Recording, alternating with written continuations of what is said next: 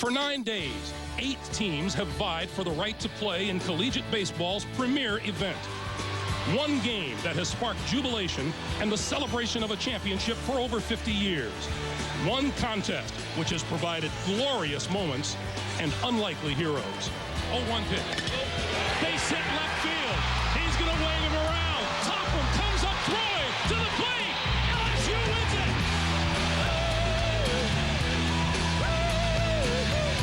Now Warren Morris. It's a deep drive into the right field line. That ball is gone. LSU wins the College World Series on a home run by Morris. Today, the University of South Carolina will try to submit its upset bid. The Gamecocks are in search of the school's first national baseball championship. Their opponent, the mighty Longhorns of the University of Texas, who have 4 national titles in their history. It's Texas and South Carolina for all the marbles in the College World Series.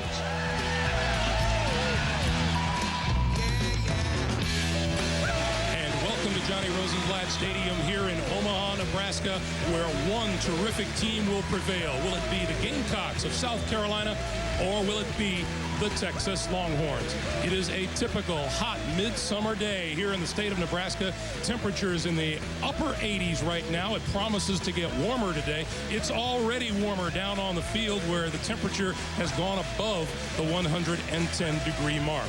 It's a long and challenging season, and truly only the strong survive. Here in Omaha, it's an annual right to bear witness to the fight and to pay homage to the strongest. And once again, Omaha, Nebraska will be the scene as we crown a national champion. Hi, everyone. Welcome to Johnny Rosenblatt Stadium here in Omaha. I'm Greg Gumbel. So many baseball teams dream of being here when the season begins, but the only 2 left with their dreams alive are the Texas Longhorns and the Gamecocks of South Carolina. Surviving bracket number 1 is South Carolina. At 4-1, they lost their opener to Georgia Tech and have come back strong, haven't lost another game since to reach this title game. Texas, on the other hand, has gone through their bracket unbeaten, and at 3-0, they sit atop bracket number 2 and will vie for the title. Joining me here in Rosenblatt Stadium today are Rick Cerrone and Armin Katayan. Let's go down on the field now and join Rick, who is with Texas coach Augie Garrido. Coach, talk to me. What did you tell your players before they got off the bus today? Rick, you know, one of the things about defining moments, big games, you've played in a lot of them, you've been a star in a lot of them. The main thing about today is the relationships that they've already developed in the way that they'll always stay together, and this game will help redefine that for them and will make a difference in their lives. And the one thing they can't lose is the respect, the loyalty, and the love that they have for each other. Now talk to me about South Carolina. They're hot. What do you need to do to beat them today? Well, we're going to have to make all the plays defensively. You can't give them second opportunities. You've got to get the outs when they're available and shut them down from the mound and on the field, and then scratch out as many runs as you can. All right, good luck, Augie. Hey, let's throw it over to South Carolina and Armin Katayan.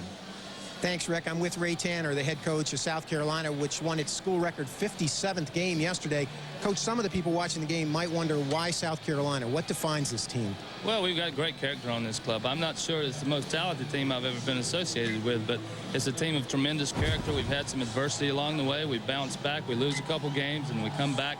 We win a game. We're not too high. We're not too low, and it's just been a real level group, and we keep things in perspective, and when we get down, we try to rally back, and we just had a lot of clutch people step up all year for us, and here we are in the last game of the year. Speaking of the last game with Texas, what do you think, if you had to boil it down, could be the difference today? Well, it could be the pitching. Unfortunately, it seems to be the trend in baseball at any level that if you have great pitching, you can win, and nobody has better pitching than Texas. So we got a tremendous task to figure out how to score some runs today. That's going to be a challenge. Well, good luck, Coach. Greg, back to you. All right, Armin and Rick Cerrone, thank you both very much. It's about time to play ball and determine a champion. We'll be back with the starting lineup and the first pitch after this. The NCAA College World Series Championship on CBS is sponsored by Gateway, where you've got a friend in the business. Centrum Performance, with more key nutrients to help energize your mind and body. And by the Home Depot, driving down the cost of home improvement.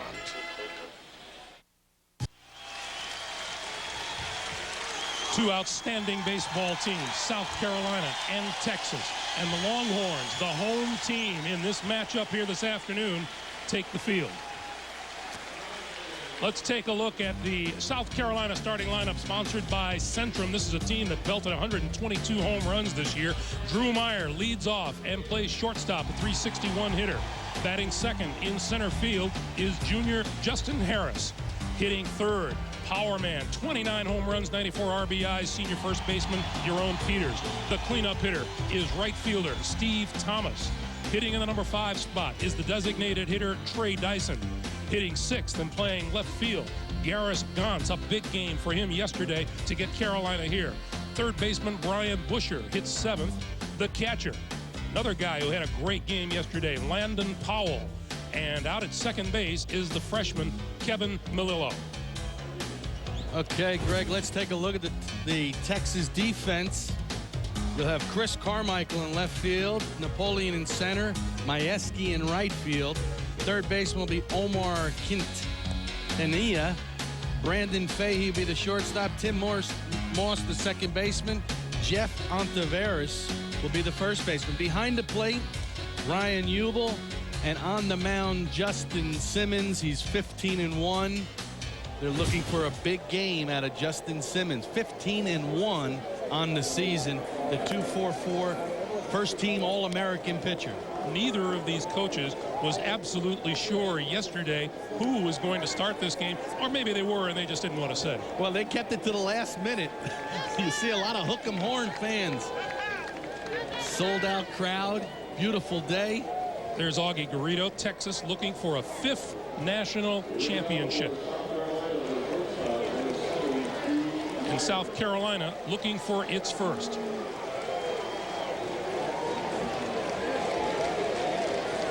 Justin Simmons on the hill, and he will face Drew Meyer. Holds the South Carolina record for hits in a season with 119, and 3 times he's led a game off with a home run. Here's the first pitch. Ball 1, and we're underway. You're going to have 2 pitchers today, Greg, that aren't going to break a pane of glass, but they have great control.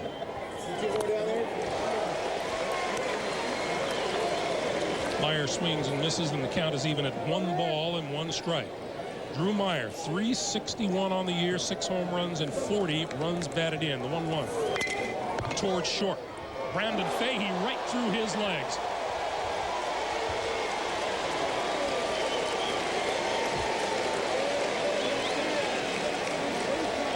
Don't care who you are, you always have those jitters. First inning of a ball game, routine hop, just never got the glove down, went right underneath the glove. You see the glove off the dirt. Not a good way to start if you're Texas. So Drew Meyer is on first, and here's Justin Harris, the junior center fielder with 5 home runs and 33 runs batted in. And we'll get an indication right off the bat how Ray Tanner wants to play this ball game. I'll tell you what, would not shock me to see him put down a bunt. You got a 15-1 starter on the mound. Runs are going to be at a premium today. Why not try to get that first run home? You got Meyer with 39 steals out of 53 attempts.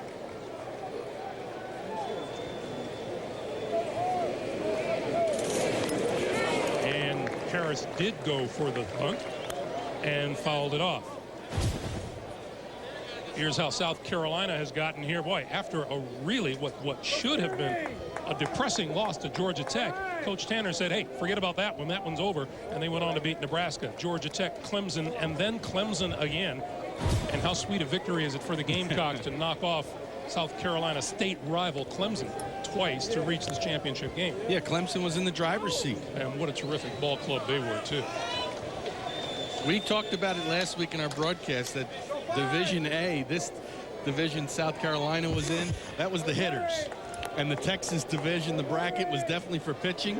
And it really led that way to the whole College World Series. Simmons with a pretty decent move to first. Comes to the plate here. Lofted into right field for a base hit. Meyer stops at second. Harris is on at first with the first hit of the game. We talked about how South Carolina got here. Texas beat Rice 2-1. Stanford 8-7. Stanford 6-5. The Longhorns, no strangers to one-run games here in Omaha. And I got to be honest with you, Texas has gone 3-0 in the College World Series. But Augie Garrido will be the first one to tell you they have not really hit their stride. They're not playing their type of baseball. They're only hitting .240 as a team, and the ERA almost 4.5 runs a game. So they've found a way to win the close ball games. And here is a big problem for Texas right here. Yaron Peters, 29 home runs, 94 runs batted in. He has just been outstanding this season. 4 games, he's hit 2 home runs. He set a team record in home runs with 29, RBIs with 94. He also owns the team record for total bases and is threatening a team mark for slugging percentage on the season.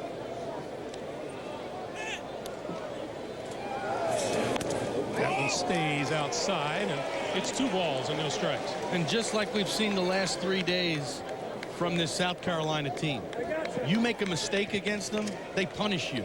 Clemson, their All-American shortstop Green yesterday made 3 errors. They took advantage of every mistake the opposition takes. 2-0 pitch. 3-0. Harris, Peters, Thomas, fine numbers. And now Justin Simmons has gone 3-0 to Yaron Peters, and like I always say, Mr. Cerrone, this is an awfully good pitch to hit. He will be swinging. Took a fastball down the middle, 3-1. One of the things that we want to watch with Justin Simmons on the mound. Okay, 3-0, just on the outside part of the plate, maybe not where he was looking. Right there. Okay, 3-1, you should get the similar type pitch. But with Simmons on the mound, he could throw that changeup at any time. And he did. But he missed the plate, and the bases are loaded. Boy, a little ground ball to shortstop. Brandon Fahey has opened the gates here. Here's Steve Thomas, the senior right fielder and cleanup hitter.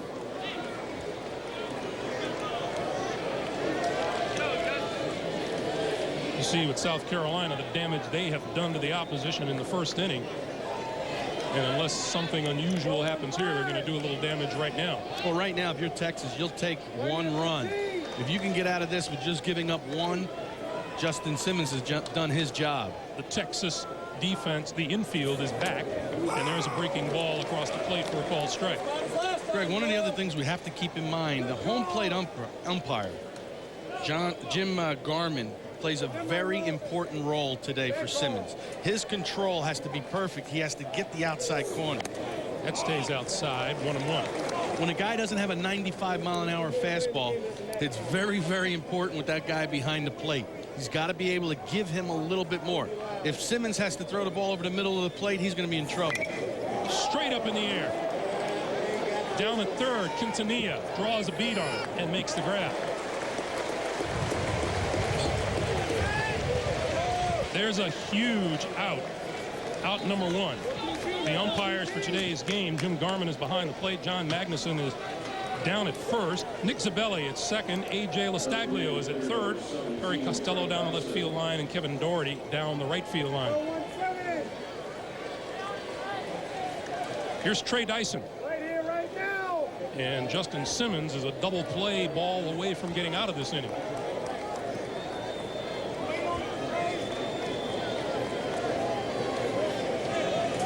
From the full windup, swing and a miss.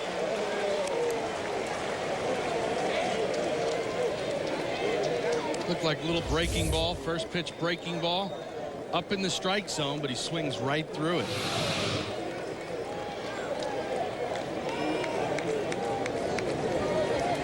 All right, 17. 0-1 pitch hit in the air, right center field. Majewski and Napoleon. It's Majewski, draws a beat on it. The tag at third, the throw to the plate, and he almost got him. Drew Meyer comes across the plate just ahead of a fine throw by Dustin Majewski. It'll go as a sacrifice fly, and South Carolina leads it 1-0. Well, he just fires this ball, airmails the cutoff man. Okay, he carries it all the way to the plate, takes a chance. Ryan Hubel is not able to make the swipe tag, but in missing the cutoff man, both base runners for South Carolina able to advance. Justin Harris moved from second to third, and Peters moved from first to second. And here's Garris Gantz. Gantz looks at the first ball down low, ball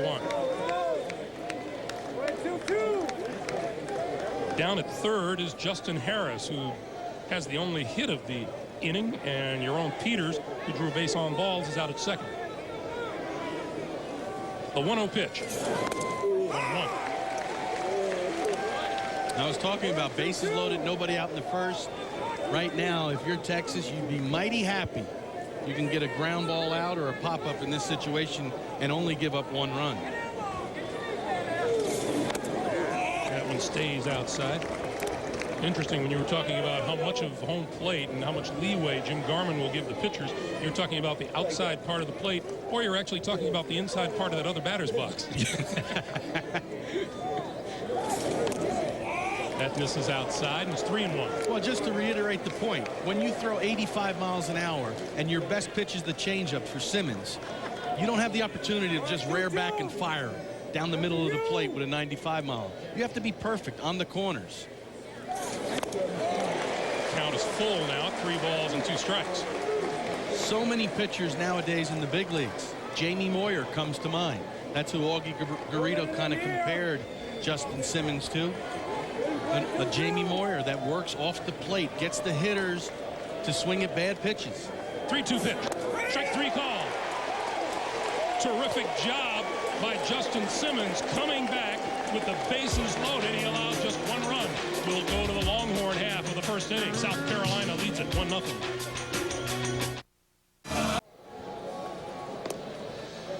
Back in Omaha, and here are the Texas Longhorns. The way they will start, brought to you by Centrum. Tim Moss gets things started at the top of the lineup. He is at second base and a .370 hitter. Omar Quintanilla bats second as the third baseman. The right fielder, Dustin Majewski, with 10 home runs and 48 RBIs, a .399 hitter. Jeff Ontiveros hits cleanup. He's the big first baseman. Hitting fifth and playing shortstop is Brandon Fahey. The catcher is junior Ryan Hubel. Out in left field is Chris Carmichael. The freshman designated hitter is J.D. Reininger. And in center field and hitting ninth, Kalani Napoleon. Quick look at the Gamecocks defense. It'll be Gantz, Harris, and Thomas in the outfield. Busher, Meyer. Malillo at second base, Kevin Malillo. Peters at first base. Powell will do the catching. And on the mound, freshman pitcher, Aaron Rawl. Aaron Rawl threw the complete game to beat Georgia Tech here by a score of 9-5. He gave up 14 hits, but how important is it for Coach Tanner to have gotten a complete game from Aaron Rawl? And then yesterday in the elimination game against Clemson, he gets a complete game from Stephen Bondurant. Ball 1 to Tim Moss, 370 hitter with a home run and 39 runs batted in on the year. Right up the middle and into center field. Now, both coaches would have you believe that it's the Texas team that relies on pitching and defense, and South Carolina that relies on its hitting. But it's Carolina that's gotten the 2 complete games, and it's Carolina that leads the nation in defense. Yeah, no, I think what Carolina did here in the College World Series has been unbelievable. Only 3 complete games the entire season, and they pick up 2 here in Omaha. Tim Moss, 40 steals and 49 attempts this year. That's why the throw over. Just like Drew Meyer is so important to the Carolina offense, Tim Moss makes the Longhorn offense go. It's amazing, Greg, how speed can slow down a game. All of a sudden you put speed on the base, the pitcher has to divert his concentration away from the hitter to that base runner. Hit into left center field. This one's going to find a hole. Moss around second, on his way to third. Let's see if they hold him up. They do as the throw comes in, and sliding into second with a double is Quintanilla.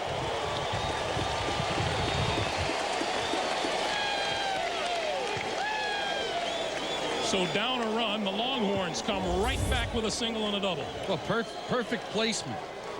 Looks like a changeup down. Quintanilla inside out. Doesn't really hit this ball hard, but perfect placement. And then makes this a double because he runs hard out of the box as soon as he put the bat on the ball. Here's Dustin Majewski, the junior right fielder, hitting .399. And you know what? With his whole bullpen at his disposal today, Coach Tanner is wasting no time in getting someone busy. Runners at second and third, and nobody out. First pitch swinging, lofts it into left field. This will be deep enough to get a run home. All the way back to the warning track. Gotts can't hold on to it. 2 runs will score. Majewski on his way to third and is in there.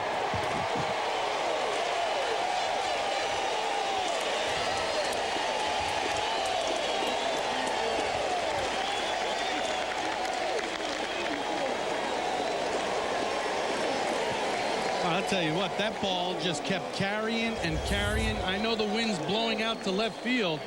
Well, he gets there, he gets a glove on it, hits the wall. Look at his concentration.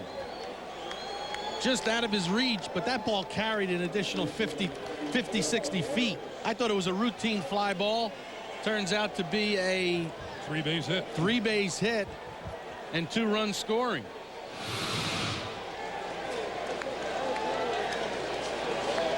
So a runner at third.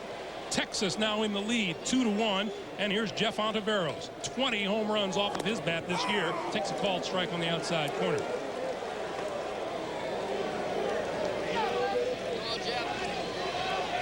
Go, Big A! 0-1 pitch. Misses outside, and it's a ball and a strike. First inning jitters. I don't care who you are. I don't care if you're a big league player. You're playing here in front of 24,000 people, and it's for the national championship. Tapped right back to the pitcher. Holds the runner at third and throws him out.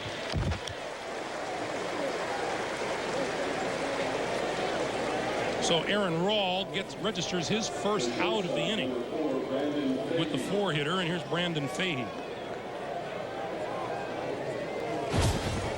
Talked about that South Carolina defense with a .976 fielding percentage to lead the nation, and Texas not far behind at all at .972.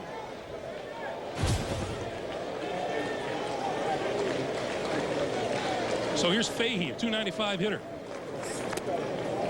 Takes it outside and down the right field line in the bullpen. Chris Spigner. That's the guy, loosening up, Greg, that we had heard would be starting today. But they decided to go with Aaron Rawl. Rawl leaves that one outside and falls behind in the count now at 2-0. Fahey, .295 hitter overhaul, hitting just .182 here in Omaha. Called strike. With those numbers, it would behoove Mr. Rawl to go after him. Yeah, go after him. He's a breaking ball pitcher. Also, the other thing is that they're conceding the run. Infield is back. All you have to do is put the ball in play. You have another run on the board if you're Texas. 2-1 pitch. Lined into left field. Gotts going to back him up a bit. The runner tags at third, and the throw comes to the plate. It will be way late, and it is 3-1 Texas.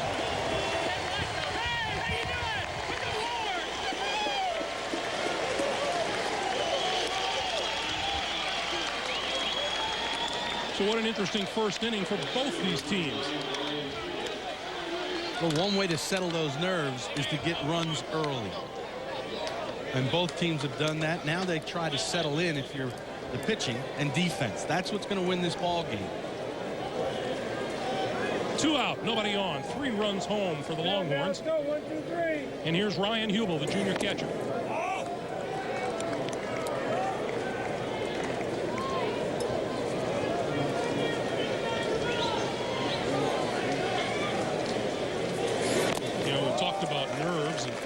talking with Ryan Hubel yesterday, and I asked him if he was nervous, and he says, no, I haven't been nervous at all here in Omaha, and that surprises me.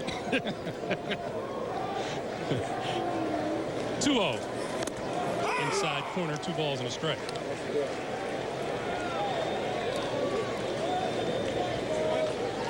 Butterflies have to be churning in that stomach. Here's the 2-1 pitch. Ball 3. Rick Cerrone, a 2-time visitor to Omaha when he was at Seton Hall in 74 and 75. Showing me that flashy batting average of yours in 75. You didn't pull out the 74 numbers, though, did you? Ball 4. Well, I mean, everybody out there that's watching this game, this is a rematch of that championship in 75. It was South Carolina. Oh, yeah, look at that. No gray hair. Oh, man, pretty white helmets, too. Really leaning into that pitch as you posed by the outfield fence.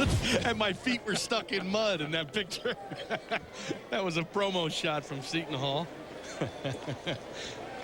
Here's Chris Carmichael, the senior left fielder. I just mentioned, Greg, that this is a rematch. Only times that Texas and South Carolina have ever played was in the 1975 College World Series, where Texas wound up beating South Carolina 2 times. And in the championship game. Well, those memories are just like yesterday, 27 years ago. Chris Carmichael 0 for 3 here in Omaha, and named as the starter the last moment. There it is, 1975. Texas defeated South Carolina. That was Texas' 3rd national championship. They went on to win their 4th in '83 when Roger Clemens was pitching for them. Foul back. 2 balls and a strike.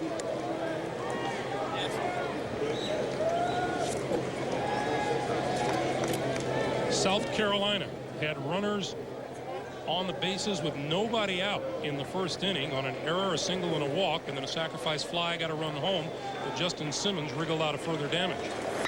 This one hit straight away center field. Justin Harris, drifting back, makes the catch, but Texas comes back with 3 runs in their half of the first inning. We've played 1 inning of the championship game here at Rosenblatt Stadium. Texas 3, South Carolina 1.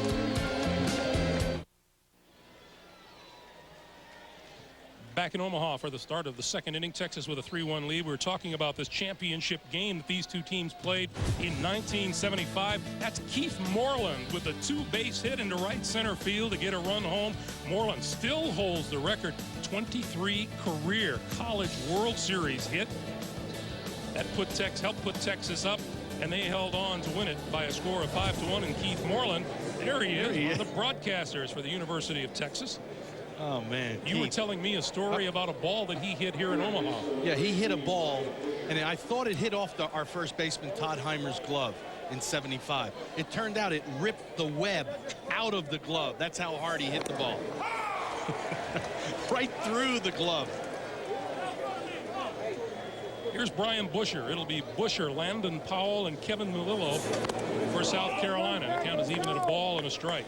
Busher, a junior 3rd baseman, hit .328, 14 homers, 64 runs batted in. There's a drive to right. Majewski back to the warning track and makes the catch for out number 1. That'll bring up Landon Powell. Priceless. I'll tell you what, though, it's a lot cheaper than the big leagues right there. That is an understatement. Go 10. Here's Landon Powell. Here.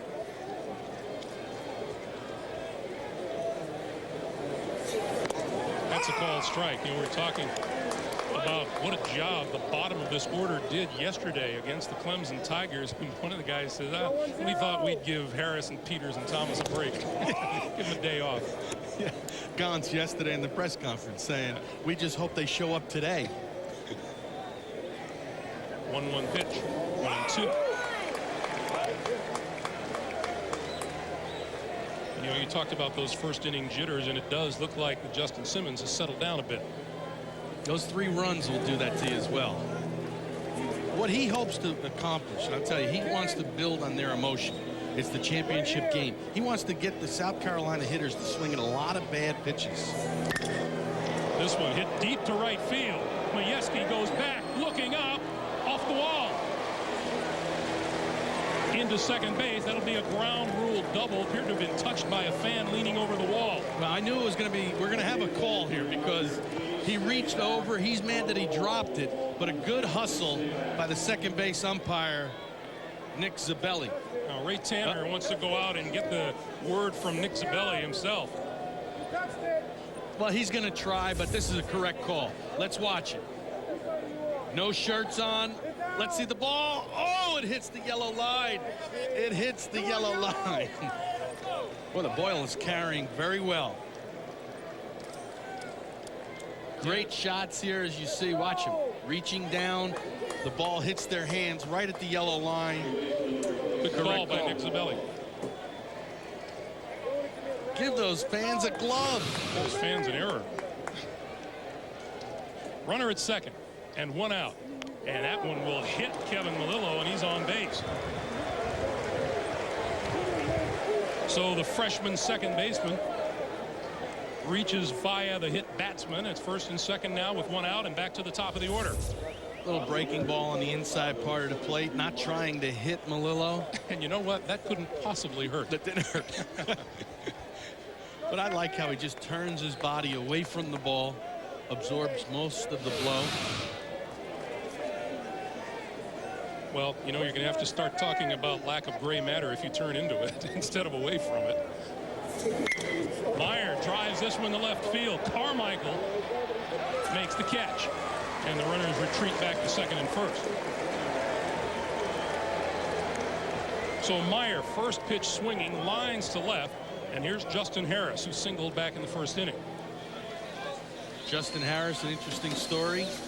Started the season as their starting second baseman. Center fielder got hurt, moved to center field, and has played very well out there.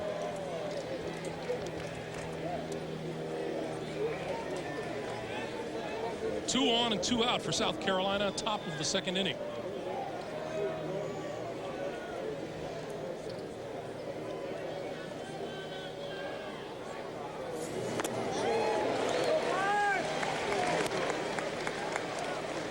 If you're the South Carolina hitters, you know that Simmons is going to be featuring a lot of changeups. You got to wait, like Harris did in the first inning. Take that changeup to right field. There's a liner, soft into center field for a base hit. That'll bring one runner around. Melillo stops at second as Powell comes around to score, and it's 3-2. And Mr. Harris is now 10 out of 22 here in the College World Series. Well, he stays with this changeup. That changeup's down and away. Didn't pull off it. Didn't hit it hard, but got the base hit to center field. Much better chance of getting base hits off of Simmons if you stay in the middle of the diamond or the other way.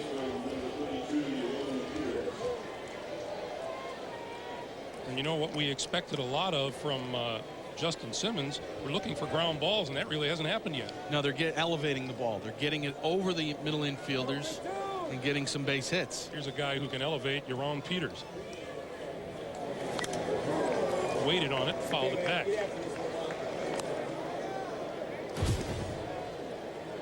Boy, look at Yaron Peters with a .379 average and numbers that turned around completely from a year ago. Say he found his swing. Yeah, I would think so. And a lot of it just has to deal with confidence. Got a very unique stance. It doesn't matter where you really start. He starts the old Carl Yastrzemski way. Look at this, way up on top. Doesn't matter. You can go higher and higher. It doesn't, who cares? He's going to get it down into the hitting area. Took that way inside, and the count is even 1-1. He's going to stay right up here. Watch, he's going to put his bat all the way up here. It doesn't really matter. But he's going to drop his hands into the hitting area and try to launch from there. Hit hard toward third. Scooped by Quintanilla, makes the force out at third, and the inning is over. Carolina nibbles back with a run of their own. We'll go to the last of the second. Texas 3, South Carolina 2. Mariners at Houston. Armikatayan back here in Omaha, Texas up 3-2. Earlier this week, South Carolina designated hitter Trey Dyson was looking for a little inspiration. He tried to contact South Carolina head football coach Lou Holtz, one of the great motivators of the sport. Said, would you please come to Omaha and give us a pep talk? Well, in response, Lou sent them this letter, and he said, you know what? You don't need my help. You got a great coaching staff. And to read from this letter, I give pep talks only when a team needs a superlative effort to win. You are the best team. Go out and play your normal great game. You know it, and soon the entire country will know it. Well, Drew Meyer told us yesterday, well, when he said that we didn't need any motivation, that was all the motivation we needed, Greg. Yeah, one of the great motivators indeed. Armin, thank you. Bottom of the second inning, J.D. Reininger looks at ball one from Aaron Rawl. It'll be Reininger, Kalani Napoleon, and then the top of the order, Tim Moss. We're only in the bottom of the second inning. We've already seen 5 runs across the plate. That's a fastball for strike. Reininger, a freshman, hitting .325 with 13 homers and 51 runs batted in.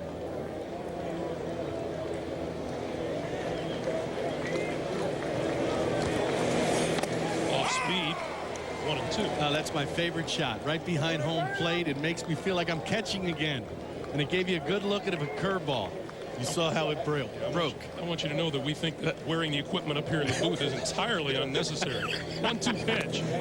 Oh, my. That's the one that got me out of the game, too. You see Rawl, lots of breaking balls, little curveballs and sliders. Oh, that one just off the plate away. Here's the 2-2. Off speed, chopped down to third. And a wild throw by Brian Busher is going to allow the runner to go on to second.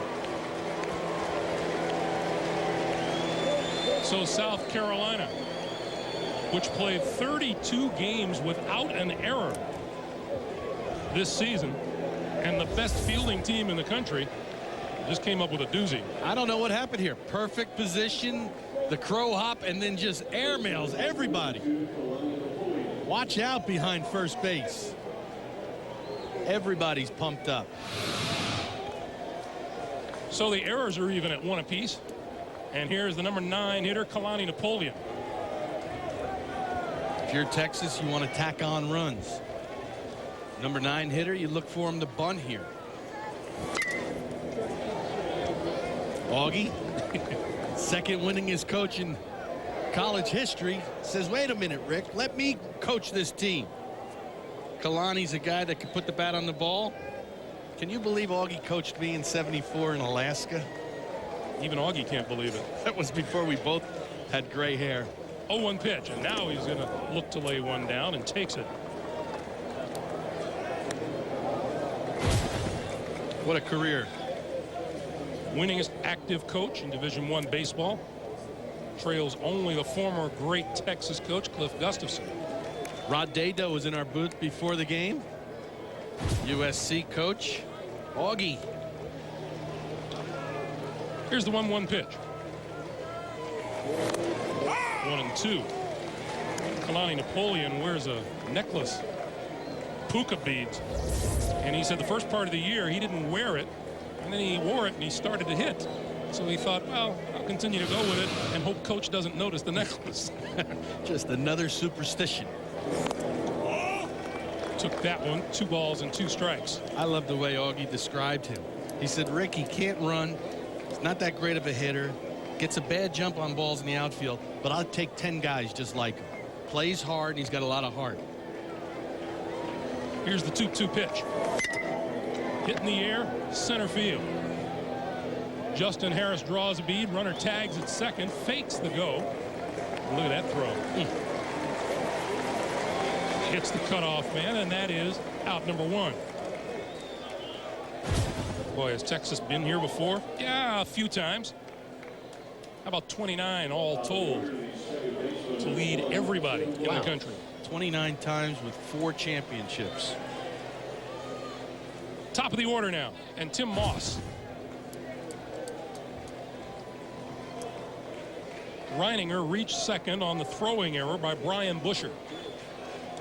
Napoleon with a fly ball to center field, and here's the leadoff man, Moss, and he's swinging on the first pitch. Likes to swing at that first pitch fastball. Basically, from the scouting report I got from him, is that they should put the second baseman right over the second base bag, because he hits a lot of balls right up the middle. And now you see the second baseman really is shading him up the middle. That's outside. Loves to utilize his speed. 111 hits this season. 111 hits this season.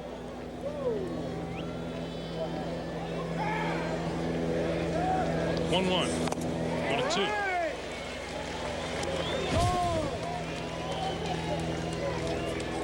Third on the team in batting average and leads the way in runs, stolen bases, and multi-hit games.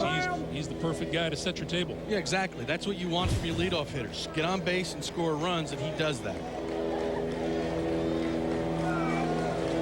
Here's a 1-2 pitch. Outside, 2-2. Remember, you were looking for a reason why Brian Busher's throw sailed. The word that we get from downstairs is that Busher is bothered by tendinitis in that throwing shoulder, so much so that he didn't even take infield practice. He definitely had a lot on the ball, but when you do have some veins. Oh, what a pitch from Rawl. What a pitch from Rawl for the call, third strike. Great breaking ball, down and away. Sometimes you just got to tip your hat. Look at that. Great rotation. That's a 12 o'clock. Just figures 12 o'clock and 6 o'clock on a big old clock. That's what his curveball does. Starts at the top of the clock, works its way down, and he put it right on the outside corner. So now the runner out at second with 2 out, and here's Quintanilla. That's a called strike.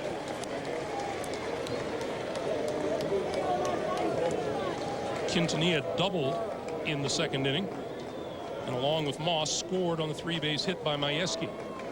0-1 pitch. Did he hold up on the swing? He did, and the count is even at a ball and a strike.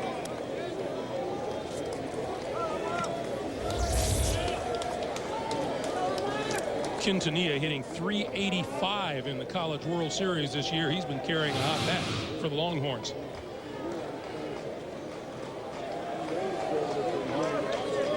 One pitch. He went around, the ball and 2 strikes. Greg, one of the things as defensively, you want to position your players based on who's throwing. Look at here, this whole area in right center field, wide open, and he's a breaking ball pitcher. The center fielder's shading the other way. If he gets a breaking ball and pulls it, like he just did there, you're not pitching to your defense. It's one of the things a catcher would always look at. Wow, they're really shading over the center fielder to left center field. Creates a tremendous gap in right center field. It almost limits what you can call as a catcher. Here's the 1-2 pitch. Reaches out, left field. Gantz on the run. It's over his head. Run comes around to score, and into second with a double is Omar Quintanilla. Back-to-back doubles for Quintanilla, and it's 4-2 Texas.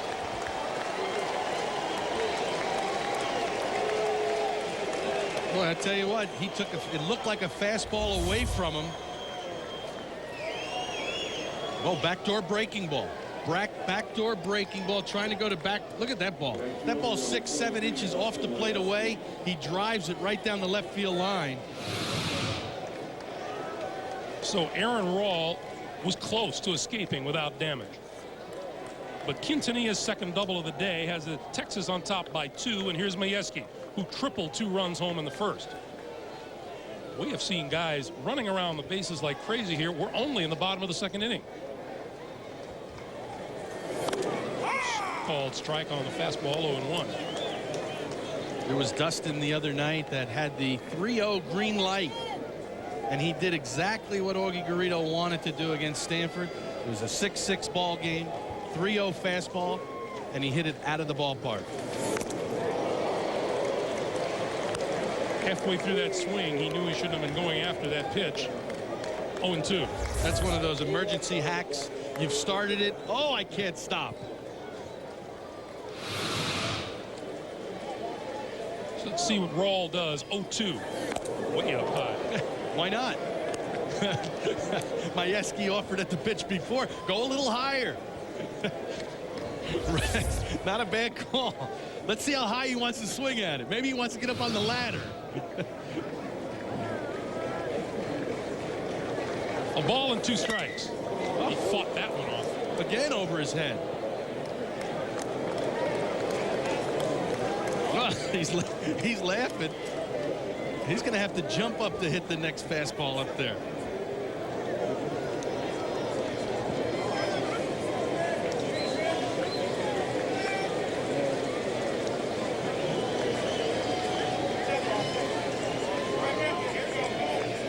Hitting better than .430 in the NCAA tournament. 1-2 pitch. Waited on it and fouled it. Well, you talk about what pitchers try to do to hitters. You look, it's absolutely gorgeous here today. I mean, the weather, 94 degrees, filled house. But what pitchers try to do to hitters is change their eye level. He threw him 2 fastballs in a row way up out of the strike zone, and right off of that same position he threw a curveball. So a hitter has to handle both sides of the plate. Rawl will try the 1-2 pitch again. Up and in. That's 2-2. Your knee. Somebody here. It just looks like he's having a good time at the plate. Smiling. He knows he swung at some bad pitches, but you know what? It's the national championship. 2-2 pitch. Got him swinging. Good fastball by Rawl. Gets him away from further damage. But Texas gets another run home. We've played 2 innings here. Championship game in Omaha. Texas 4. South Carolina 2.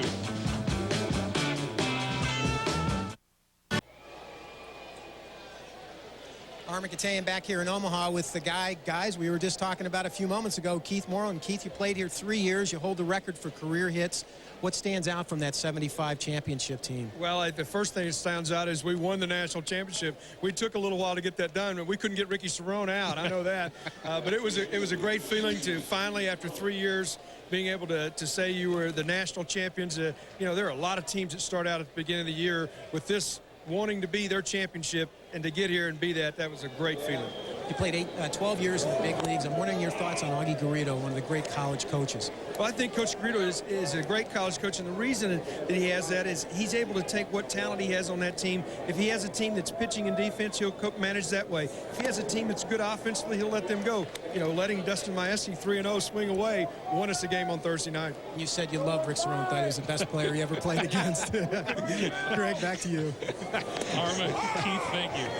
I got to tell you, every time I see that Texas tan color of Texas, I have nightmares. They beat us 12-10. Keith Moreland was on that team. They scored 10 runs in the first inning. 10 runs in the first inning, Greg. And we came back. Gustafson, the coach, came actually over to our dugout and said, boy, you guys, we got my one fan here. But you know what? He came over and he said, you guys played hard. Inside corner, strike 3. You know, that sign that we just saw, the tough part was getting out into the car at the hotel when you brought it down from your room. When a pitcher like Simmons uses a lot of changeups, every once in a while he'll freeze a hitter, just like he did there on a fastball on the inside part of the plate. Boy, beautiful location. Looking changeup away, you can't react to it, even if it's only an 84-mile-an-hour fastball. And then on the slow breaking ball, Trey Dyson falls down in the count. No balls and a strike.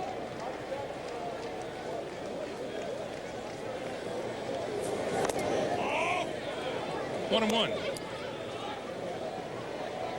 You can see why Simmons is 15-1 on the year.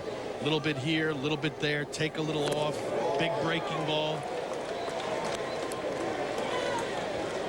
Eventually, hitters will get used to a pitcher's rhythm, but this one's tough to get used to. It really is, and what he's trying to do is keep you on a rocking chair. He's going to throw a ball inside, then he's going to take something off his breaking ball, make it a little bigger break.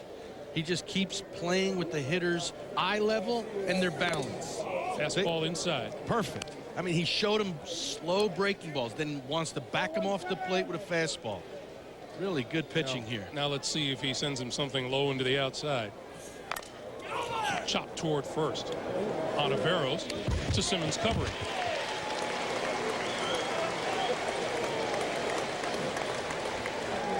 We talked earlier about what you thought the difference in these two brackets were. Yeah, I think the bracket that South Carolina was in definitely was the hitters bracket. You see, there were some pretty darn good teams in this College World Series in 2000. In bracket 1, there are 20 appearances among those teams, and 48 appearances and 6 titles amongst the teams in bracket number 2. Here's Gantz. Well, out of all the games, you only had one stinker, and that was game 1, South Carolina against Georgia Tech. Nobody. They lose 11-0. Nobody gives South Carolina a chance, especially when you got to go through the losers bracket. But this team, Ray Tanner, their coach, says they need to be challenged, and they've been challenged all year. 0-2. Yeah, we talked to Coach Tanner yesterday, and we said, did that first, as much of a shellacking as that first game was, how'd your team react? He said, nothing. We lost the game, we forgot about it, we started to work on the next one. And to do what he's done, not just here in the College World Series, but in the SEC championships and the regionals and the super regionals. I mean, to me, the most impressive thing, Greg, was he was down to the University of Miami in the super regionals and scored 5 runs in the 9th inning to dethrone the national champions and get here to the World Series. 1-2 pitches in the dirt, and the count is even now at 2 balls and 2 strikes. Justin Simmons looking to record the first 1-2-3 inning by anyone here today. I think the hitters are a little tired on both sides. They've been running the bases a lot. 2 balls, 2 strikes. Strike 3 call. 2 strikeouts in the inning for Simmons. And we put a 0 on the board for the first time today. We'll go to the last of the 3rd. Texas coming to bat. The Longhorns lead at 4-2.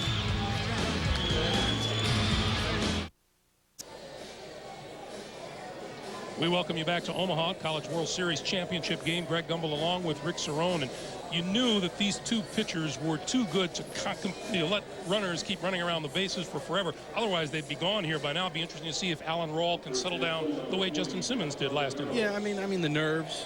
And also, these hitters are pretty good. They're putting the bat on the ball. They've been impressive, not trying to pull everything. And if you're South Carolina, you're 4-2 down, but a long way to go in this College World Series. You're only looking at the bottom of the 3rd inning. Ontiveros, Fahey, Hubel to face Aaron Rawl. And here is the first baseman that they call Biggie. Although he confessed to us a shoe fetish. He is crazy about his shoes. Shows up with a new pair of shoes once every other week or so, and he says, you know what, and sometimes they call me pretty boy.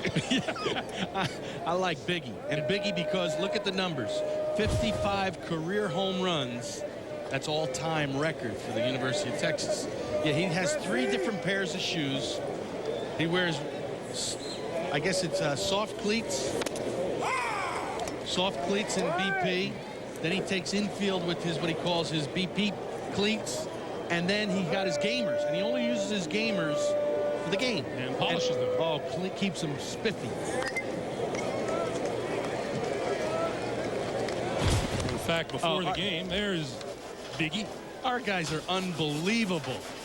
There he is. I'm wondering if he does everybody else's shoes. Oh no. He likes to make sure they are clean. 2-2 pitch foul at the plate, and the count remains at 2 balls and 2 strikes. Says he is a distant cousin of former major leaguer Steve Ontiveros. We said, how distant? Well, I've never met him. That's pretty distant.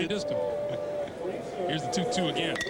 Line past the shortstop Drew Meyer.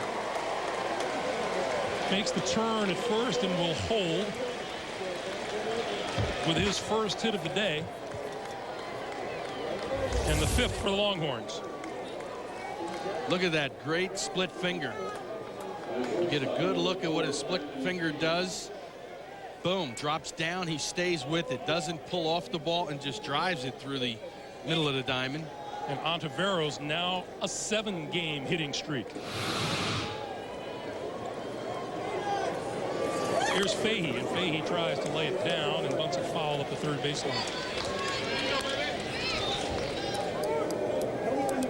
Fahey, a sacrifice fly to left in the first inning, brought home the third of the 3 runs that the Longhorns registered in the first.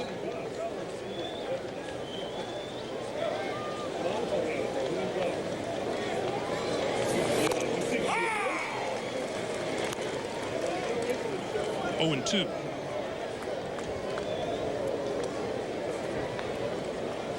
Some question as to who Ray Tanner was going to start today, and for a good part of the day yesterday, we thought it would be Chris Spigner. Instead, went with the breaking ball pitcher towards second. Let's see if they can get 2. The force at second. The relay didn't get there in time. Hit a little bit too slowly to double Fahey. So he's on with the fielder's choice.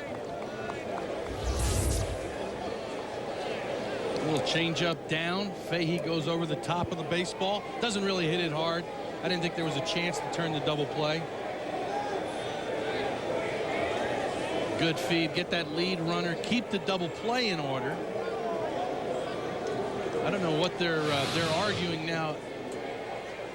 Well, Ray Tanner is being pretty vociferous about something.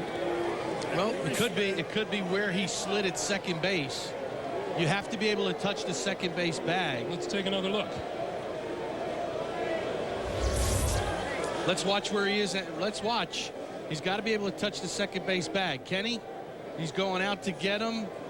Tries to kick him. But you know what? He's still in position to touch second base. I think he's fine. That's the biggest thing. You got to be able to still touch second base. And I think that's the only argument Ray Tanner is asking Nick Zabelli. And no matter what happened out at second base, there was no way the ball was hit too slowly to double up Fahey at first. Right. Maybe they're just wondering about that wild kick that Jeff Ontiveros had at this shortstop, Drew Meyer.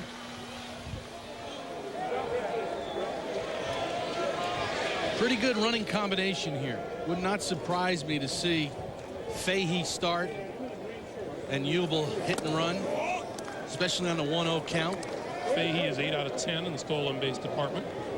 You like to get your hitter a good pitch to hit for a hit and run. And as a hitter, all you're trying to do is advance that runner. If you get a base hit, great.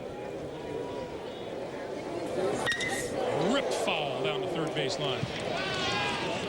While we have a moment, let's remind you, catch an all-new week of David Letterman starting Monday. Dave welcomes Men in Black 2-star Will Smith and an all-new top 10 list. It all starts Monday night on The Late Show with David Letterman on CBS. Oh, yeah, Dave. Stay up a little late. Watch David at night. I think they're thinking, South Carolina, right along with me, that you'd like to see Fahey get in motion here. Texas forward, South Carolina 2. A ball, a strike, and an out. Strike 2.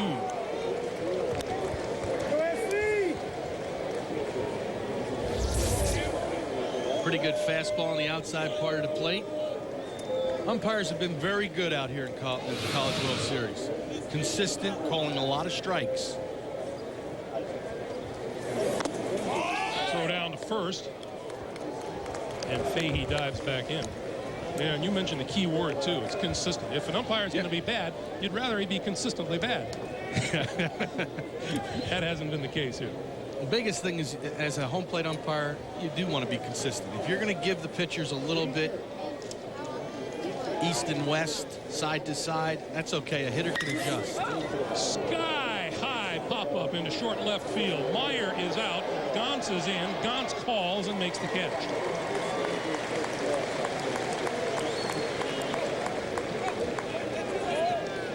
You know, so I mentioned the Longhorns have been here so many times. Just look at just you know, very consistent. A week ago we talked about Stanford expecting to be here. These Texas Longhorns expect to be here this time of year. You see the championships, 49 and 50 back-to-back. And you speaking about another guy that's been consistent, Augie Garrido, trying to win in his 4th decade. Carmichael, a shot toward first, knocked down by Peters. He'll make the play himself, and that'll do it for the Longhorns in the bottom of the 3rd inning. They leave a man on. We've played 3. Championship day in Omaha. Texas leads at 4-2. In-depth coverage of breaking news. Weekday mornings on Cairo 7.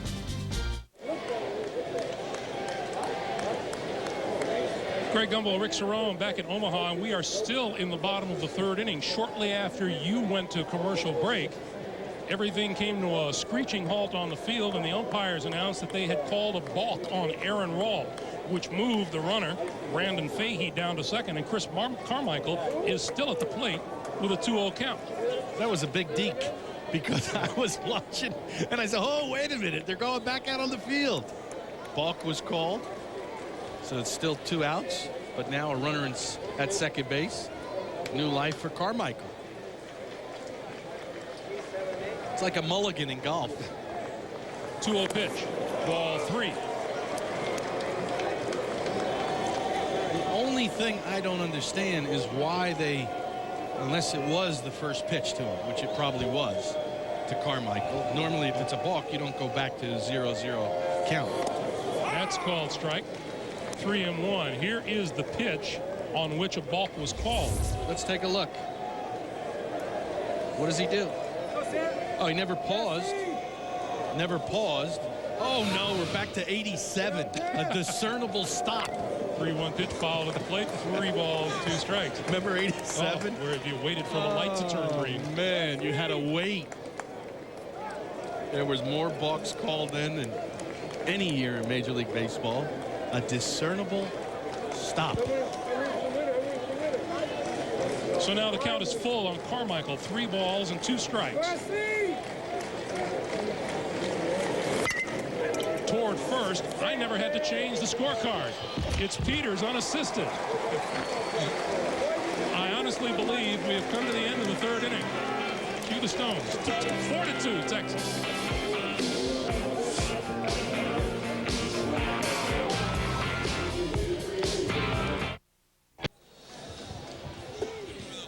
Armacatayan back here in Omaha, Texas up 4-2. You know, every kid grows up wanting to have their face on a baseball card. Some great players that have played here in the College World Series. Barry Bonds, Roger Clemens, Nomar Garcia-Parra, Todd Helton, people like that. Our own Rick Cerrone, 1975 Seton Hall. And Greg, I know you played college baseball, and I got to tell you, I looked high and low for your bubblegum card, and this is really all I could come up with right here. And I got to tell you, I believe it's a one-of-a-kind item, though. Oh, I like it. I like it a lot. I got news for you, Armin. There's at least 2 of them because I have 1 at home. Oh, baby. I got to see that. Where did it go? Never mind. It's we not got to see that. Wait a second. Top of the 4th inning. Hold it. We can make this Gumbel in the 80s with a little, there we go. Oh, I like it. I like it. Just, you know, these catchers, you get them out from behind home plate, and they're just going wild. Just settle down. Maybe we could do some glasses. Someone told me the other day they have one of those on eBay. I went, oh. I'll tell you. They beat me to it. Outside, a ball and 2 strikes to the leadoff hitter in the bottom of the 4th, Brian Busher. He'll be followed by Landon Powell and Kevin Melillo.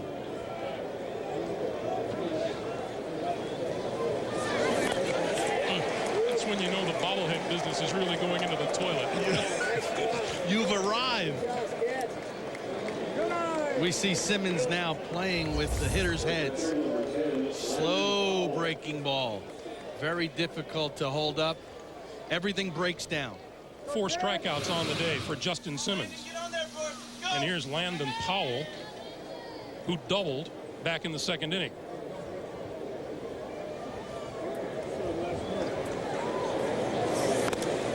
Ball for a strike. He gets you looking for the changeup, able to sneak a fastball by you.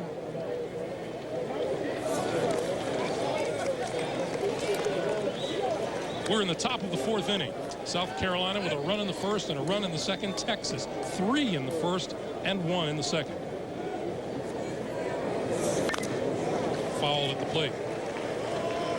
Texas Longhorns with a team batting average of .303 compared to South Carolina's .315. Texas has hit 67 home runs. South Carolina, 122. Yeah, so don't go anywhere. South Carolina can score a lot of runs. You know how depressing it is to go to the airport and find out your bobblehead doll has your seat on the plane?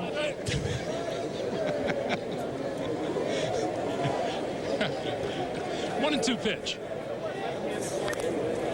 Jammed him, and he got a piece of it. Well, we're really getting a good lesson. You don't have to throw 95 miles an hour to be a successful pitcher in college or the big leagues or in high school. But what you do, you have to change the hitter's eyesight. High, low, off speed, inside, outside. 2-2. It's a constant game of guessing. You have to keep the hitter off speed, and that's what Simmons is doing now after that first inning struggle that he had. Ball 3.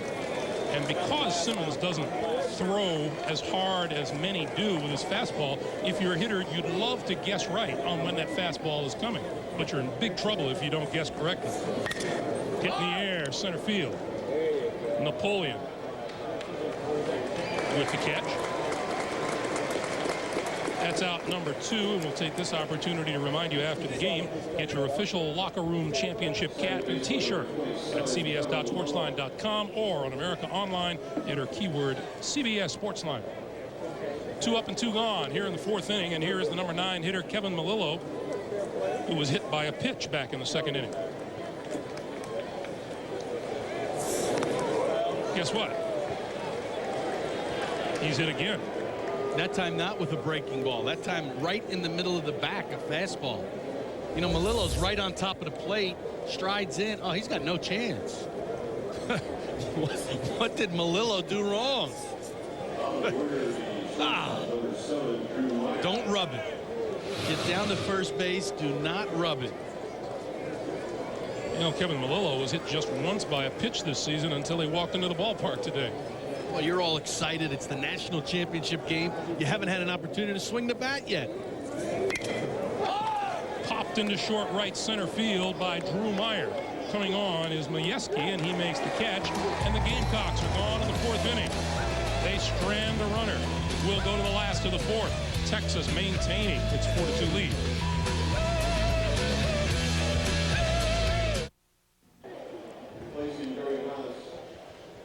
Back for the bottom of the 4th inning, and you're looking at Gary Bell.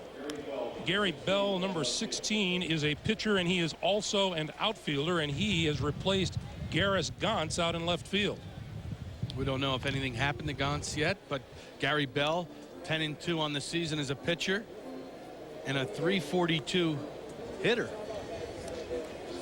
Not too shabby. Yeah, Garris Gantz is only at bats in this game, took a called 3rd strike both times to end an inning, in the 1st and again in the 3rd. Meanwhile, here in the bottom of the 4th, J.D. Reininger.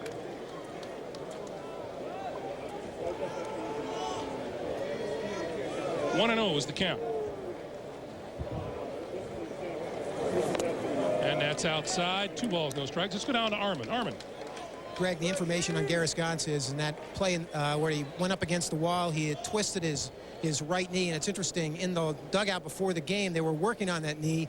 He's got what's described as a non-specific pain in that leg. And I think that knock against the wall has put him out of the game. Back to you. Boy, what a terrible way to exit the college championship game. Garris Gantz has to be pretty disappointed about that. Base on balls to Reininger to start the 4th inning. I guess you could play some games right now if you wanted to. Bring Gary Bell in to pitch to the left-handed batters. Send Rawl out to left field. That would take a long time.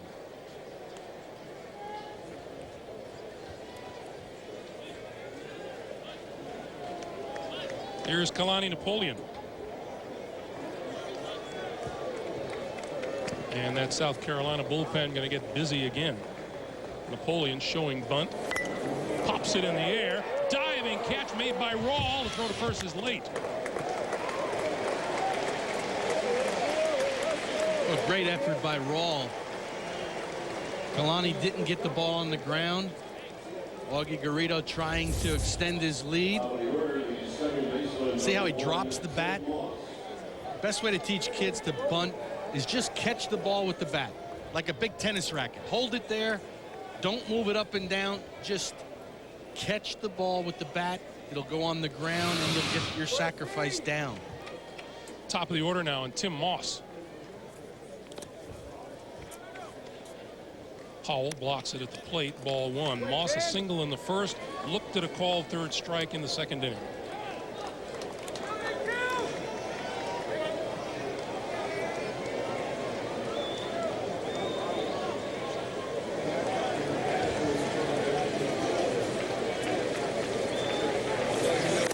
Pitch misses inside, and the count is 2 balls and no strikes.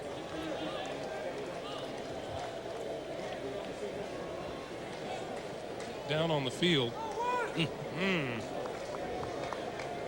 All of a sudden, it doesn't feel so warm up here in the booth, does it? Just outside, 3-0. Toughest play I ever had to play was in Kansas City or St. Louis. We used to actually put our feet in ice buckets because you'd have the flames coming off the AstroTurf in Kansas City. Oh, it was nasty. 3-0 pitch. Ball 4. Second base on balls of the inning. And there are 2 pitchers up and throwing in the South Carolina bullpen. Chris Spigner, number 25, and Matt Campbell, freshman, number 3. Spigner was the guy we heard all day that he was going to be the starting pitcher. Instead, you know, you talked about how hot it gets at Kansas City. I remember doing a game at Arrowhead Stadium, and Bo Jackson had an egg frying on a piece of tinfoil on the top step of the dugout.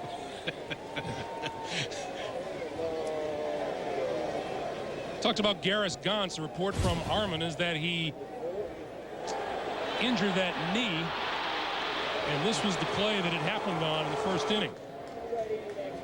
And we're going to get a change of pitchers right here. Aaron Rawl is done for the day, and senior Chris Spigner is going to come on, and we'll talk about him as we continue from Omaha, Texas, leading at 4-2 and threatening for more.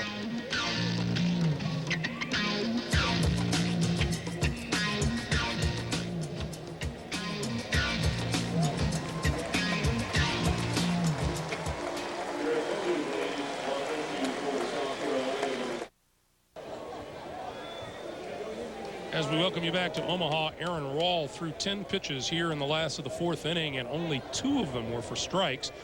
He leaves with runners at first and second and 1 out, and Chris Spigner has come on, a 7-0 record, 4.92 earned run average, and as Rick said, was heavily rumored to be the starter today. And a couple of hours before game time, Coach Tanner just decided on Aaron Rawl. And what you'll see from Spigner, Gotta be up here, buddy. good live fastball, 92 mile an hour with an overhand curveball. And he'll face Omar Quintanilla, who is 2 for 2, a pair of doubles on the day.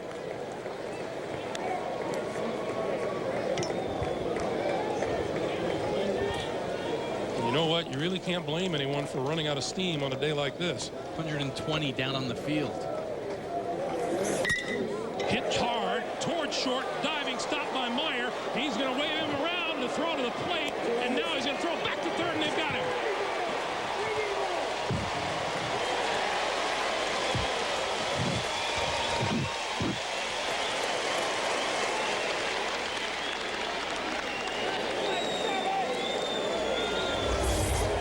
Well, good play here. Meyer dives, gives up his body. The ball doesn't go that far. Tommy Harmon, the third base coach, originally sending him. Oh, he's kind of caught. Good play by Powell. Quick throw.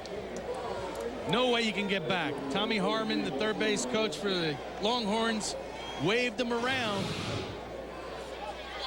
Just almost ran themselves out of that inning.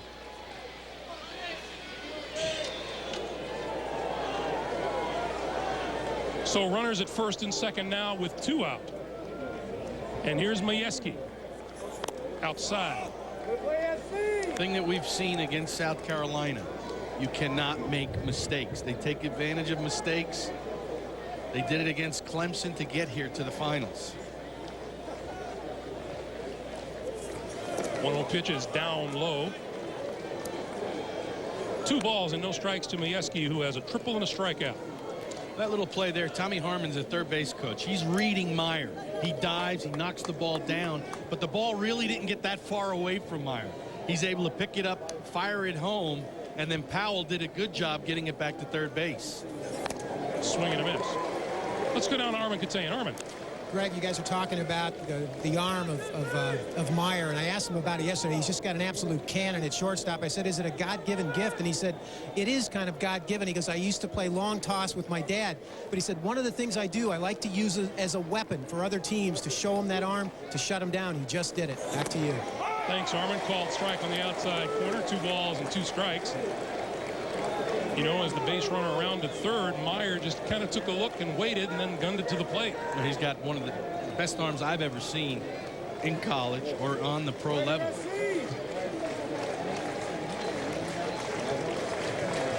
Here's the 2-2 pitch to Majewski. Outside, and the count is full at 3-2. What you're seeing from Spigner is a much better fastball, better velocity, 89, 90, pretty good curveball. That was a big play for the South Carolina defense. They needed to come up with something. Full count pitch. Runners go. Fouled off. We'll do it again.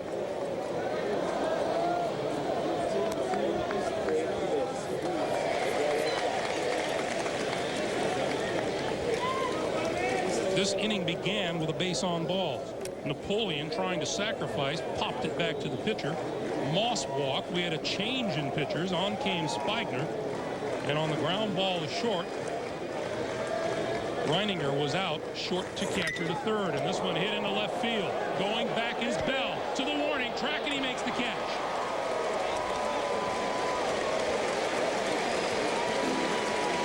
A lot of noise, nothing comes across, and here's the saver. Meyer to the plate. And then Landon Powell back to Busher at third to nail the runner. We've played 4. Texas 4. South Carolina 2.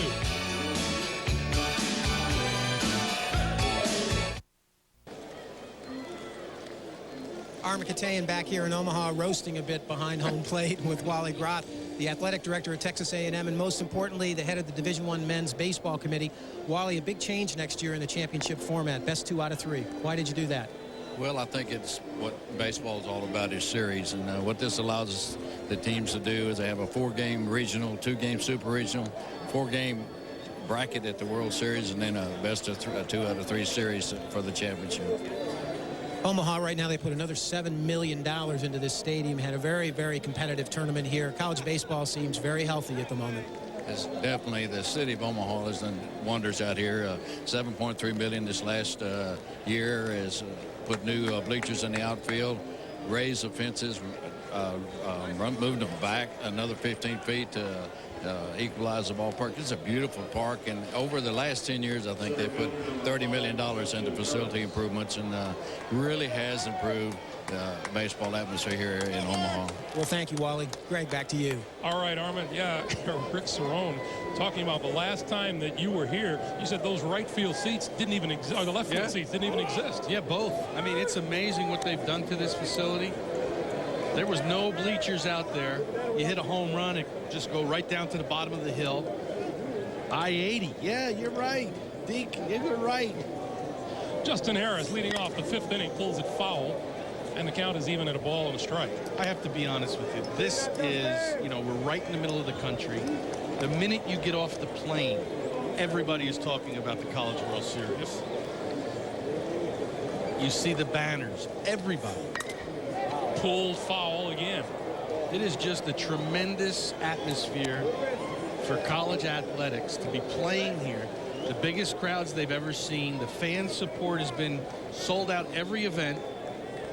24,000 people now. I mean, it's the Super Bowl in Omaha. 1-2 pitch. Pulled foul past third. So Justin Harris getting around in a hurry on Justin Simmons.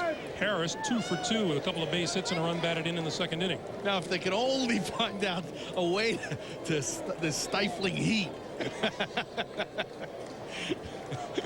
Some people are just never satisfied. in the dirt. 2 balls and 2 strikes on Harris. It's just a great place to come and play, and they have an opportunity today to this. They'll remember the rest of their lives.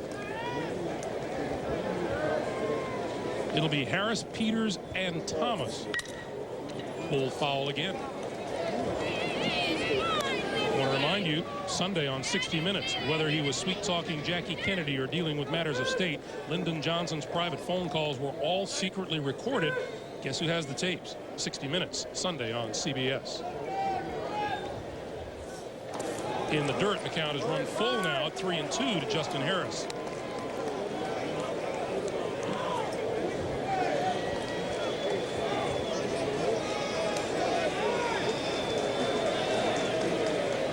Here's the full count pitch. Hit hard to straightaway center field. Napoleon going back has a beat on it and pulls it in.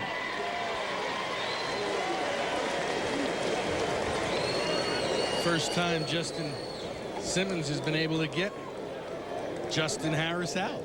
2 for 2 with an RBI before that long fly to center field. Here's your own Peters, who walked in the first and bounced into a fielder's choice to end the second.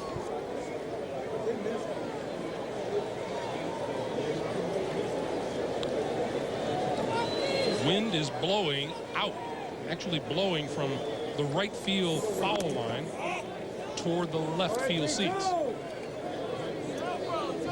Yeah, we've seen balls carrying all day. Last Saturday, the wind was blowing in. Pitcher's ball game. Today, blowing out. Hitters. Yeah, when you get to the ballpark, the hitters go, oh, goody, and the pitchers go, oh, no. I got to find my sinker ball. Got to find something that'll work.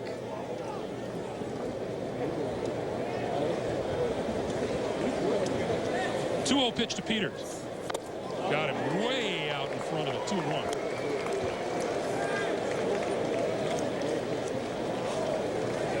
Take a look. See how his hands come down in the hitting area? Remember, he starts. It doesn't matter really where you start your hands. They're going to come down into the hitting area so he could try to push off and drive the baseball. 2-1 pitch. Rip toward third and right at Omar Quintanilla. 2 up and 2 gone here in the fifth. He put a charge in that ball. Put a charge in that one. Well, he reminds me a little bit of John Valentin playing with the Mets now, how he sits down on that back leg and just hit a bullet to third base. You can't direct the baseball. All you can do is try to hit it hard. Here's Steve Thomas. A pop to third and a third strike swinging. Check swing there. Chopped down the third base line foul. See, the toughest thing, and I've been in that batter's box. Toughest thing, I mean, your emotions. You want to be the star today. You want to hit balls hard. And what Simmons is doing, he's throwing junk. He's throwing the changeup. He wants you to swing at as many bad pitches as possible. 0-1 pitch, ripped foul, 0-2. I mean, I think hitters would much rather face a Nolan Ryan type, guy that throws 95 miles an hour. Hope you can get your timing down on him later in the game. Exactly. You know, here it is. Okay, they get in trouble. Boom, they're going to throw the fastball. Simmons, just the opposite. He gets in trouble, he's going to throw it slower.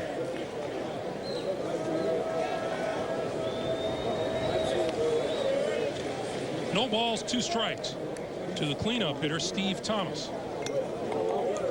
And then what really bothers you, Greg, is he'll sneak a fastball, 85-mile-an-hour fastball inside, and it'll freeze you. All because you weren't looking for it and you weren't expecting it. He's just playing with the hitter's head, and he's been doing that now for 5 innings. Here's a 1-2 pitch. Off speed outside, 2-2. Just another terrific College World Series tournament for 9 days here in Omaha. 2-2 off speed, tapped right back to Simmons. He'll make the play at first, and South Carolina goes in order here in the top of the 5th inning. 4.5 of the championship game complete. Texas coming to bat and leading by 2. Mariners at Houston, tonight at 5 on Cairo 7.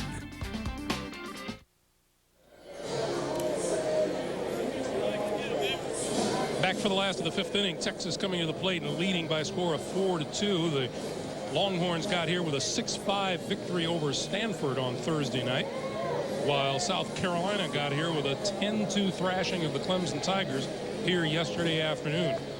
And Jeff Ontiveros, who finished off that Stanford game the other night by starting a 3-6-3 double play to end things, is going to step into the batter's box here to start the 5th. And the thing, too, to mention is that South Carolina, their first game out here in Omaha, they lost 11-0 to Georgia Tech. They had to beat Clemson twice to get to the championship game today, and they did it rather easily, 12-4 and 10-2. Off-speed pitch, ball 1.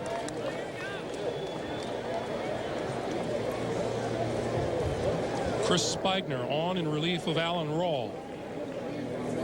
Into his 2nd inning of work. It falls behind now in the count at 2 balls and no strikes.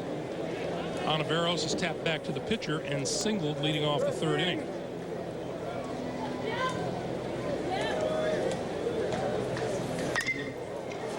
Big cut and fouled it out of play. What? I like that. I guess you can see the game okay. Look at that. Well, at least the sweat won't get into your eyes. Jeez. 2-1 pitch. Hit in the air, right field. Melillo out. Thomas on. Melillo missed it. Fighting the sun all the way, and I'm not sure he even touched it. No sunglasses. Where are the sunglasses? That's what he's looking up into. A very difficult sky, but with no sunglasses, very difficult. He's trying to use the glove to shade his eyes. You need sunglasses. Championship game. Can't afford to miss one here. Very difficult. I don't care if sunglasses or not. If the ball is in the middle of the sun, you can't see it. So here's Brandon Fahey, and Fahey takes a ball on the outside. See, he's trying to use the glove to shade his eyes. But if that ball's in the middle of the sun, I don't care. Sunglasses, glove, whatever you need, you still won't be able to find that baseball. On the outside, missed the corner, and it's 2 balls and no strikes. I mean, Texas has had a lot of base runners. And you have to add on those runs if you want to extend that lead. Ball 3. Boy, very uncharacteristic of South Carolina with 2 errors here so far this afternoon. And Matt Campbell going to take the walk down to the bullpen and start to throw. On 4 pitches, Fahey is on with a base on balls. I mentioned at the very top of the day, the Texas Longhorns, looking for their 5th national championship, would pull them into a tie with Arizona State and LSU. Yeah, if you look at this, really, Augie Garrido now is with Texas, but Augie is there with Cal State Fullerton. Those 3 for Cal State Fullerton when Augie was the coach. Here's Ryan Hubel. And Texas looking for a big inning. And Landon Powell going to go out and have a talk with Spigner.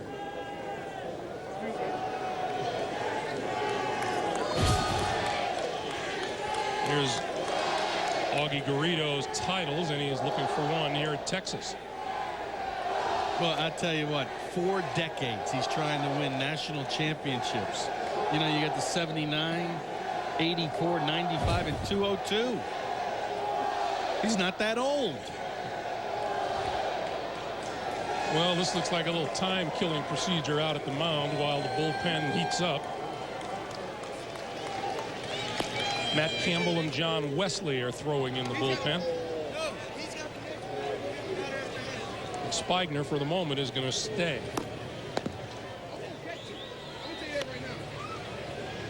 You know, Texas They've pretty much threatened all afternoon. They've sent 23 hitters to the plate and 12 have reached base. Yeah, and the biggest thing is you got to add on runs, because I'll tell you what, South Carolina is used to scoring late.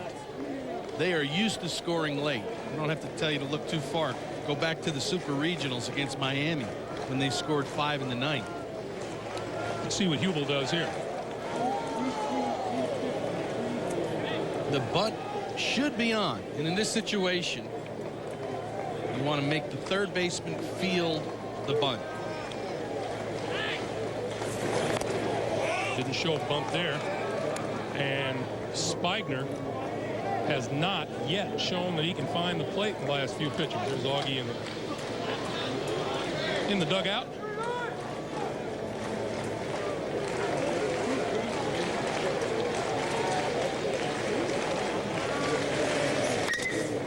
Hit high in the air to left field. Bell will have a play on it and pulls it in.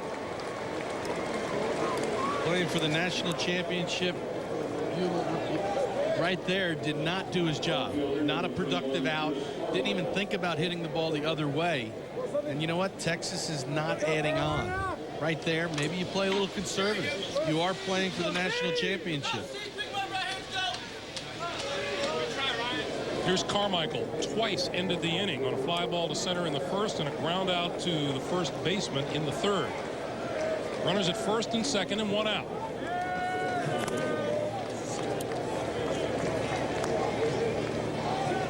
Out at second base, there's Jeff Ontiveros. He reached on the error by Melillo, and over at first, Brandon Fahey, who reached with a walk.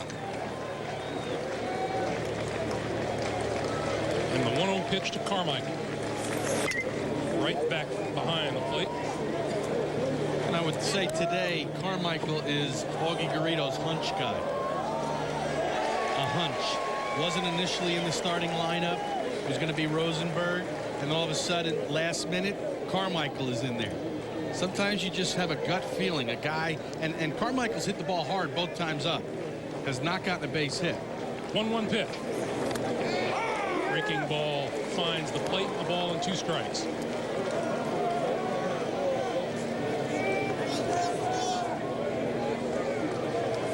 Carmichael, a .316 hitter coming in with a home run and 8 runs batted in. Nice catch. Here's the 1-2. Hit in the air down the right field line, deep to the seats and gone.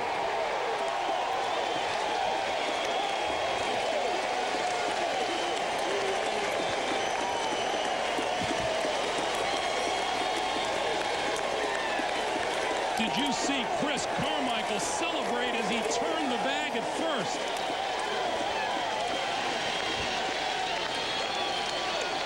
Augie Garrido's hunch just played off. Right? I mean, sometimes you go with your gut. Carmichael not expected to play. Augie Garrido pulling the right buttons. It looks like a breaking ball. Oh, my. Just stayed up there. You do not want to throw left-hand hitters down and in. Carmichael just launches the 3-run homer. And we're going to have a change of pitchers here as Augie Garrido gets a little breathing room. He and the Texas Longhorns have jumped out to a 7-2 lead. New pitcher coming on for South Carolina. We'll be back to Omaha right after this.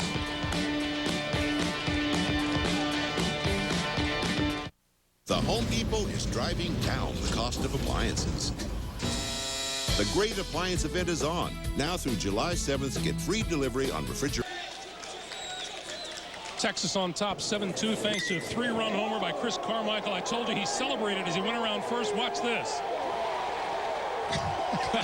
How can you run around the bases without your feet touching the ground? He just did it. Boy, that was a quick, short swing from Chris Carmichael. Breaking ball down and in. What a moment. So Texas on top 7-2. John Wesley is the new pitcher for South Carolina. Wesley, a junior out of Westbury, New York, 2-0 record and a 3.31 earned run average. And Ray Tanner looking for someone to stop the bleeding here. because here's the problem, not only for South Carolina, but for everyone else that Texas ever got a lead on this year. He's got a closer in a Houston Street who has, in 13 save opportunities, has nailed it shut 13 times. Short hop, nice play by Meyer.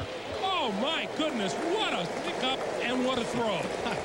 Wow, that ball took a high hop and he just adjusted on the fly. Watch this. I mean, this ball takes a high hop, bounces hard. Snags it. And then the rifle throw to first base.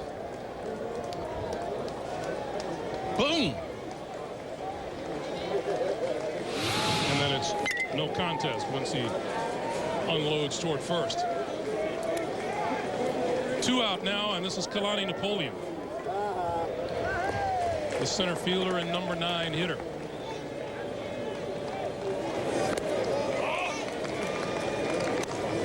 We were wondering how long Texas was going to leave all those runners on.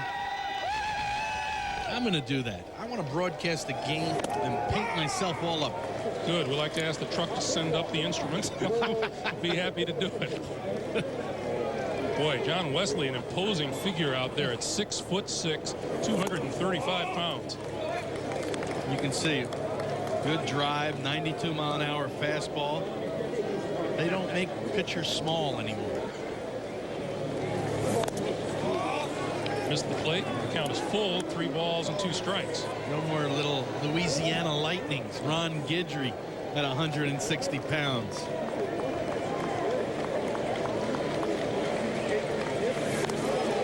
And Napoleon is on with the base on balls. Napoleon is one of those guys, when you're a senior, you hate to get put on it. You want to swing the bat. You'd like to do something memorable. Well, I think if he wins that national championship, he'll say, you know what? That's fine for me. Here's Tim Moss, the leadoff hitter. Moss, a single, a strikeout, a base on ball. Lined into right field, a base hit. Napoleon sneaks a peek at his third base coach and holds at second. There's that first pitch fastball. Tim Moss loves to swing at that first pitch fastball. 2 hits today, both on the first pitch. Doesn't matter how hard you throw it. Short swing. Now 112 hits on the season. So runners at first and second and 2 out. And here is Omar Quintanilla, who has a pair of doubles today.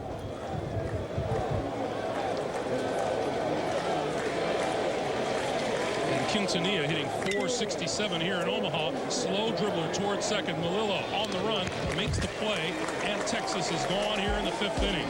But the big shot, 3-run homer by Chris Carmichael, has given the Longhorns a 5-run lead as we go to the top of the 6th. What are hamburgers?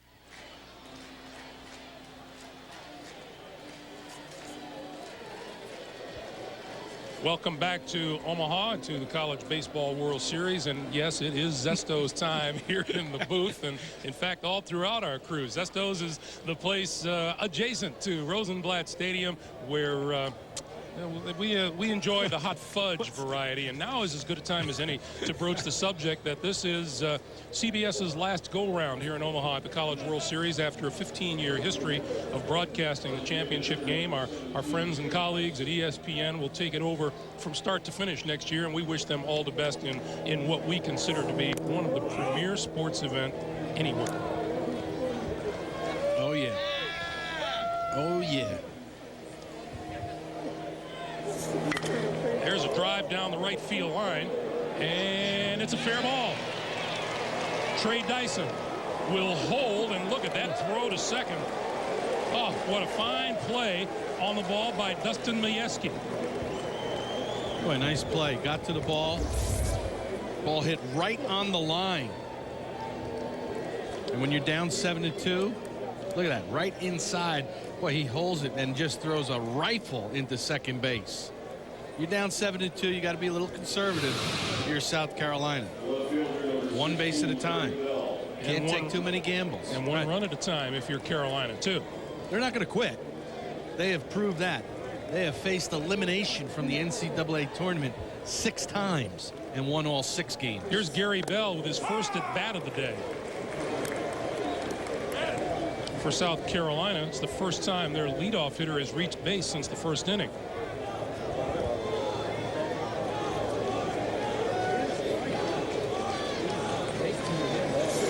Bell, swing and a miss.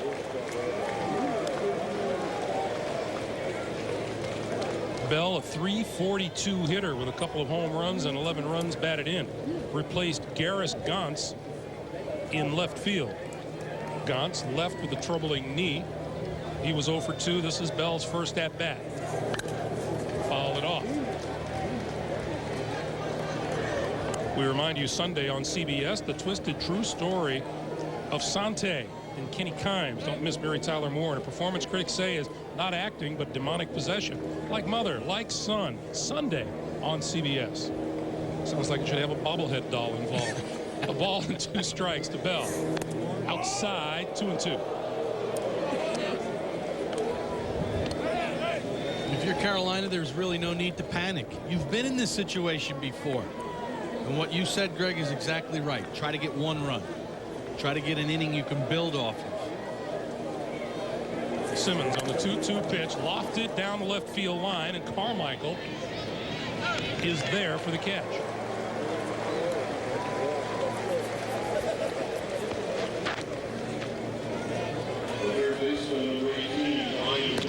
Down the left field line, Jordan and Bomer are throwing. Augie Garrido going to have somebody fresh and ready just in case. Second best pitching staff in the entire country behind Rice.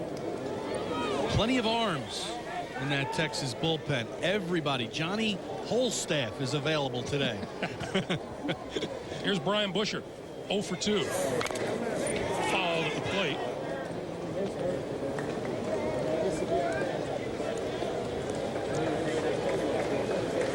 The bottom of the order, which shined so well for South Carolina yesterday, has only seen a 2-base hit from Landon Powell today.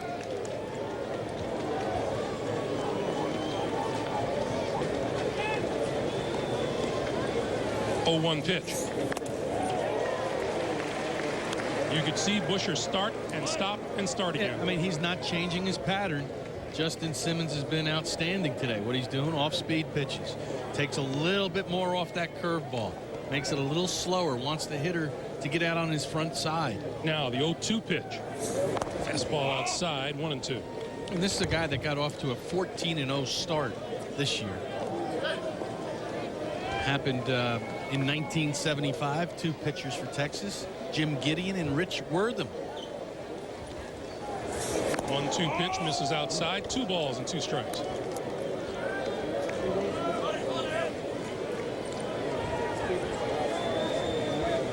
Trey Dyson is on at first. He began the inning with a single.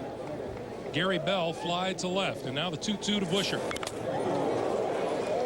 Whoa, that one, I think the bat might have, did the bat hit the umpire's mask?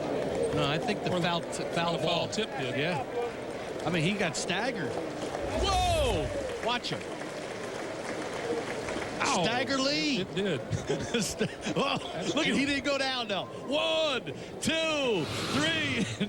That's Jim Garman, and you know their job isn't tough enough with the temperature 120 down on the field. Staggered. And let's keep in mind the players get to sit in the dugout every half inning, not the umpires. No, you know, you're exactly right. That's why they've been bringing them water in between innings. Another 2-2 pitch to Busher. Hit in the air. Back of second. Fahey and Moss are out. And now the center fielder, Napoleon, comes on and makes the catch. 2 gone. He's just checking behind home plate to see if he's got all his teeth. Jim Gorman, man, he got rocked. Woo! Yeah, I'm okay. I'm okay, Rick. Don't worry about it. Wow. Like you ever worried about umpires. No, I always had to try to work him. Watch him. Watch. He is not going to go down. Down goes Frazier. Oh, man, he's staggered. Here's Landon Powell, who is 1 for 2, a double, back in the second inning.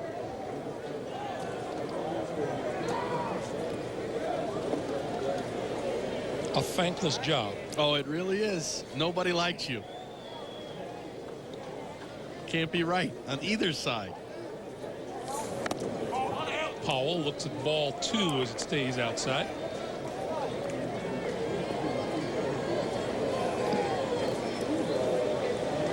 There's a way to keep cool here in Omaha, or anywhere else for that matter. 2-0 pitch. Ball 3.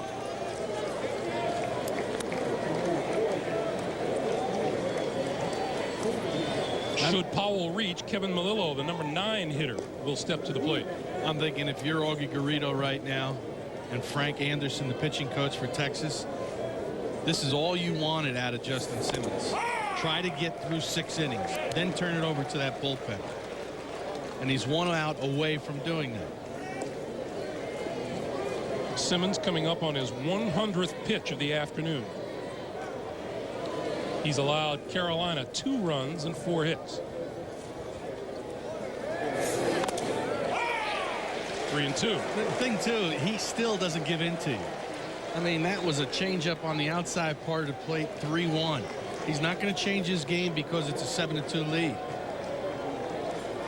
40 balls, 60 strikes. He's retired 12 of the last 14 hitters he's faced. And the runner at first, Trey Dyson, will be off and running on this pitch.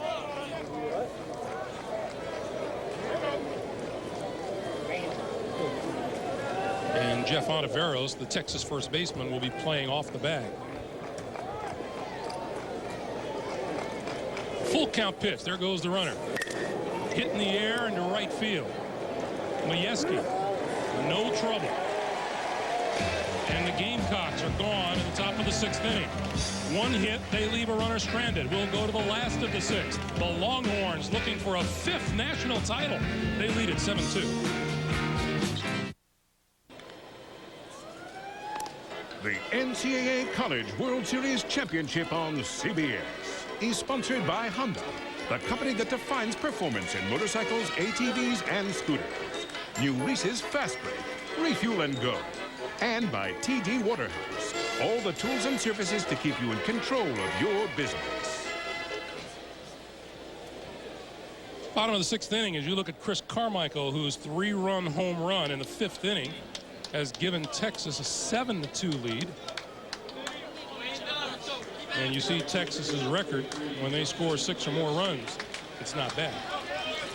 Majewski, Ontiveros, Brandon Fahey here in the 6th to face John Wesley.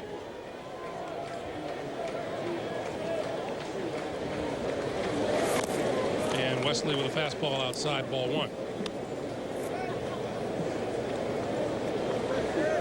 Not too much of a secret what John Wesley's going to offer you.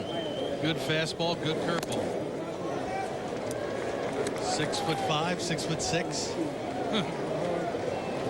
Ball gets up on a hitter in a hurry. That's a strike. 2 balls and a strike.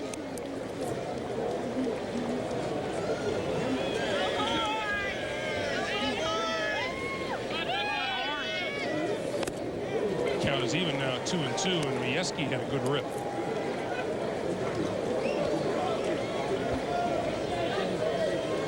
He needs to get the ball down in the strike zone. The other day, the 3-0 pitch that he hit for a home run was down, out of the strike zone.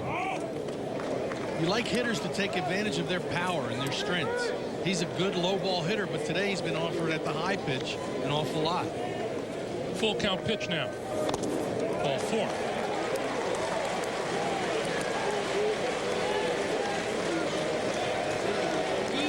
Sixth base on balls given up by South Carolina pitchers today. In addition to that, the Gamecocks have committed 2 errors on defense, and that's just way too much help for a very good Texas team. Yeah, extra opportunities, especially with a team that has the pitching and defense that Texas does. And now Biggie steps into the batter's box, showing bunt. Uh-oh. No. Showing a rip into center field. What is he doing? And Justin Harris pulls it in.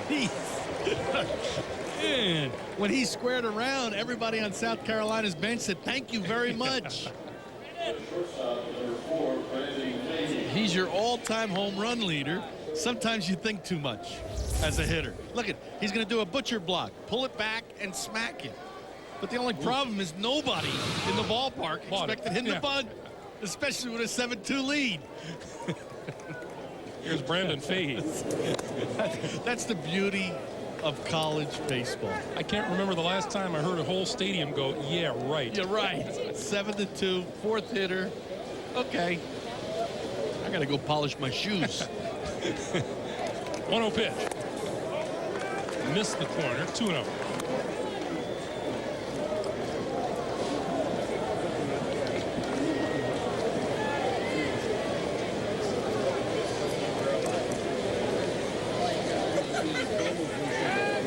Whoa. Wesley's throw almost getting away from him.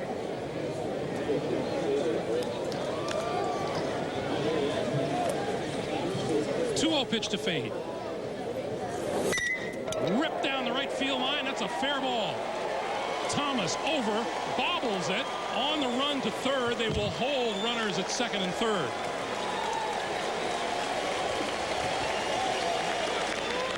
Yeah, the bobble in right field really didn't do anything. He was going to take that as a double anyway. Brandon Fahey, like his dad, Bill Fahey, that major league catcher, lines it down the right field line. Little bobble there, but he was going to go to second base anyway.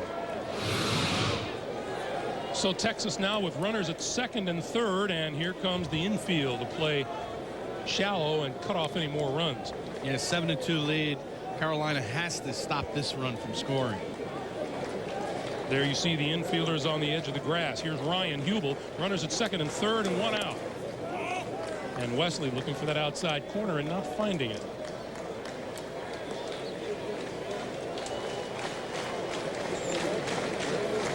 Now see, when the infield comes up, I mean, their range is cut down. You have to hit the ball right at them, or else it's a base hit. 2-0. I mean, the advantage is, yeah, sure, you prevent that run from scoring, but right here with that infield up, if it's hit not directly at that infielder, of course you're going to score that run. And I would imagine Augie Garrido's going to have the contact play on at third. He has a 5-run lead, meaning as soon as the ball's put in play, the runner at third leaves. Hit in the air, and this will be deep enough to get the runners to move up a base. Both of them tag. Runner at second will hold up, but coming home from third is Majewski, and it's 8-2 Texas.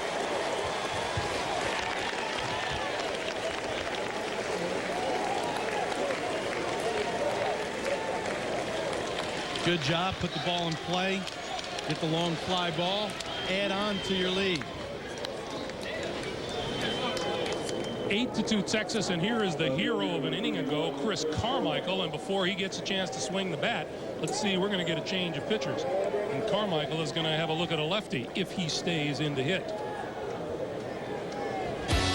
New pitcher coming on. It looks like Matt Campbell will take a timeout and come back to Omaha right after this.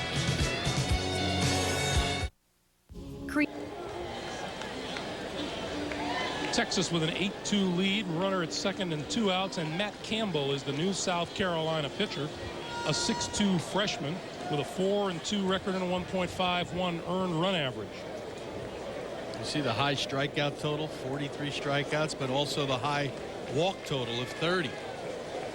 Chris Carmichael will stay in to hit.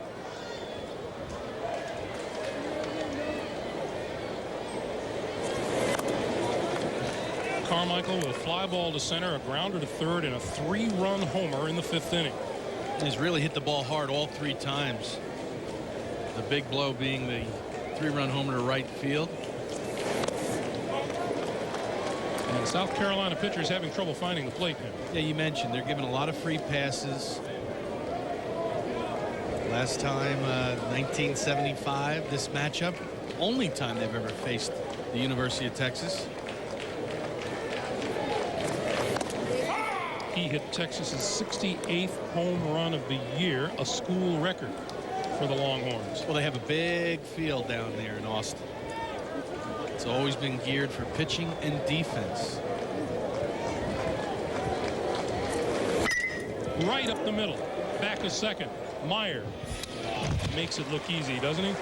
6-3 ground out ends the 6th inning, but Texas puts another run across. We've played 6. 3 innings to go in the championship game, and Texas is up 8-2.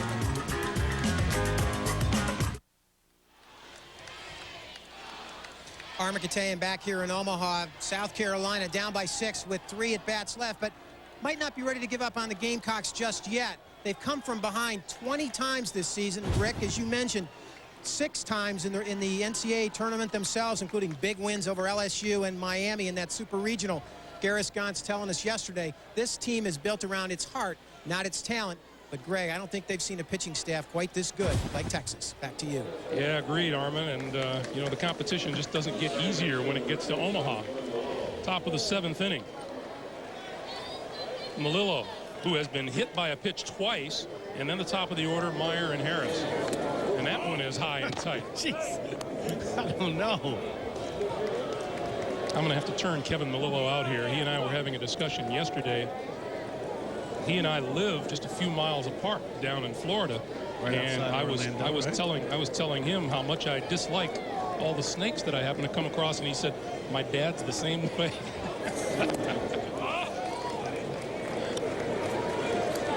I guess his dad is originally from Patterson, New Jersey. Yeah. 2-0 pitch. 2-1. Well, he does stand right on top of the plate. He's been hit twice in this game, once by a breaking ball, once by a fastball. Sidearm, missed the outside corner, 3-1. Oh, I wouldn't like that if I was Kevin Melillo. See that guy, Justin Simmons, drop down from the side and then throw across his body. 3-1 pitch to Melillo. Ball 4. So for the 3rd time today, Melillo is on base. This one a lot less painful than the others.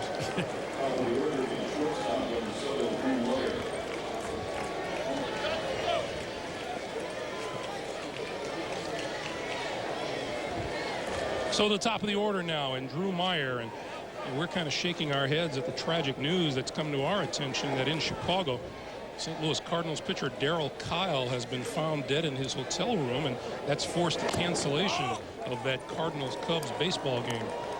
Darryl Kyle.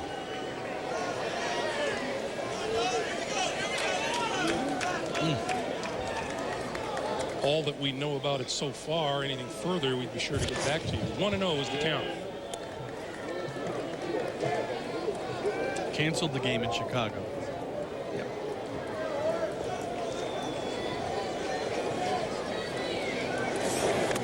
Breaking ball is in there. Ball and a strike. For the most part, Mr. Simmons has been pretty consistent today.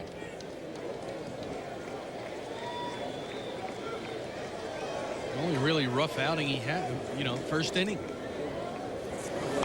Oh, nice bunt. Foul. If you're South Carolina, you got to get base runners. Down by 6 runs, only have 9 outs to play with. If you're Texas and Ryan Hubel behind the plate, you start counting down outs. Need 9 more for a championship. That's all you start thinking about.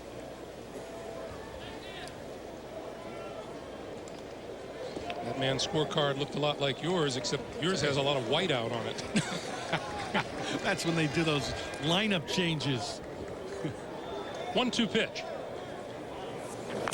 Tapped out in front of the plate. Simmons jumps on it, throws down to first, beat it.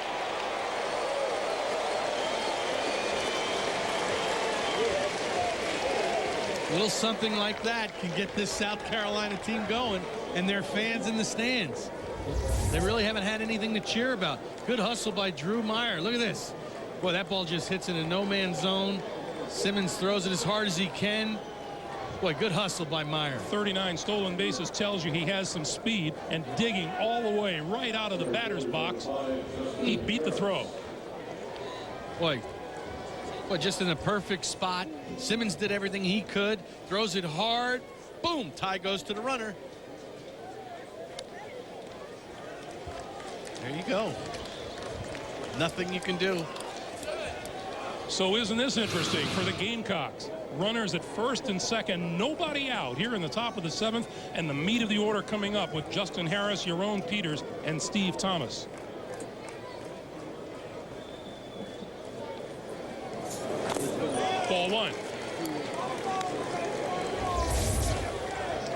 One more time. Good look. Boy, everybody did everything right. Meyer just outran that little white baseball. Here's the 1-0 pitch. Ball 2. And in the Texas bullpen, number 29 is Alan Bomer. Number 26, the left-hander, Brantley Jordan. Both guys ready. They've been throwing for the last inning and a half. They are ready to go. You know, we've been talking about how Simmons has been around the plate all day long, except when he wanted to be. And you could tell, feed them the 0-2 fastball outside to see if they would nibble. He's got excellent control. Doesn't overpower you, changes speeds. You're wondering if that 120-degree heat out on the field. Well, we're going to get a visit to the mound here, and maybe Mr. Simmons has thrown his last pitch of the day. It's like Frank Anderson, the pitching coach.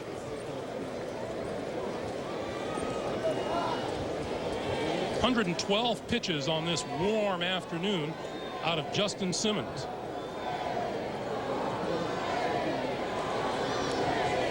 And plate umpire Jim Garman says, you know, it's a little warm out here. I'm going to take a walk out and try to speed things along. Yeah, you tend to stay with your ace on the mound a little bit longer than you would maybe your number 3 or 4 starter.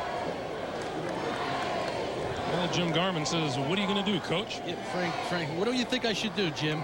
Should I make the move? No, I think we're going to stay with him. He's 15-1. I think he's going to be able to get us a ground ball. And if he doesn't, we still have that 6-run lead.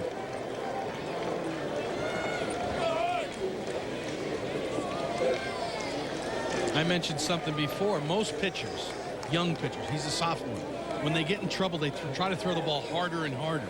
Justin Simmons is just the opposite. He wants to throw it softer and softer. Work on the hitter's aggressiveness and swing at a bad pitch. Texas with an 8-2 lead. South Carolina runners at first and second. Nobody out. 2-0 pitch. Went to the fastball. 2-1.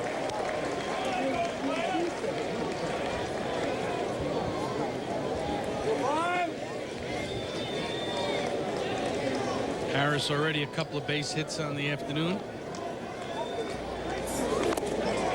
Missed. 3-1. Say 2-1 changeup.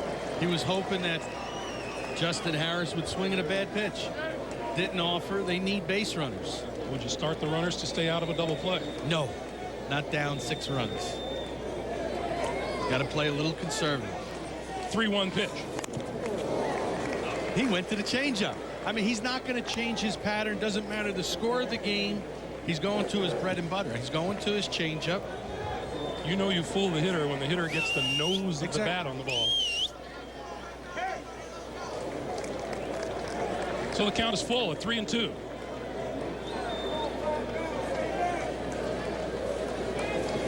Full count pitch. Full foul past third. Good little battle going on here. Justin Simmons has pitched an outstanding game. Wiggled out of big trouble in the top of the first inning, surrendered a run in the second, and has been in charge ever since. Here's a 3-2 pitch. Hard at third. Quintanilla to second for 1. To first, double play. Boy, never gave in to Harris. Changeups 3-1. Sinking fastball 3-2. Hit it hard. But right at the third baseman. Stays down on the ball. That ball was smoked. He knows he has time. Gets Tim Moss an excellent feed. And they complete the double play. Nicely done. First double play of the day. Talk about classic look. Yeah, a momentum killer. Instead of bases loaded and nobody out if he's able to walk, now you got to run around third and 2 outs. Melillo is at third. The hitter is Yaron Peters. And breaking ball strike. First team All-American Peters really has struggled in the College World Series. 0 for 16 as he stands in the batter's box now. And you know what that means, Greg? What that means is that they go over a guy in the lineup. You're not going to have him beat him. This is the guy in the South Carolina lineup that they're going to make the nasty pitch to.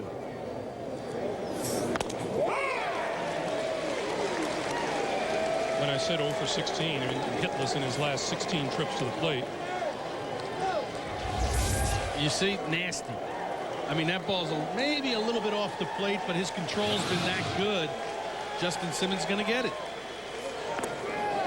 Did he hold up? They appealed down to first, and he did hold up, and the count is even at 2 balls and 2 strikes. Well, let's see it from the side. Does that bat cross the plate? No, it did not. South Carolina would like to salvage something from this threat. 2-2 pitch. Hit into right center field. Falling, base hit. Napoleon dove, couldn't get it. Peters into second with a double. The run scores, and it's 8-3.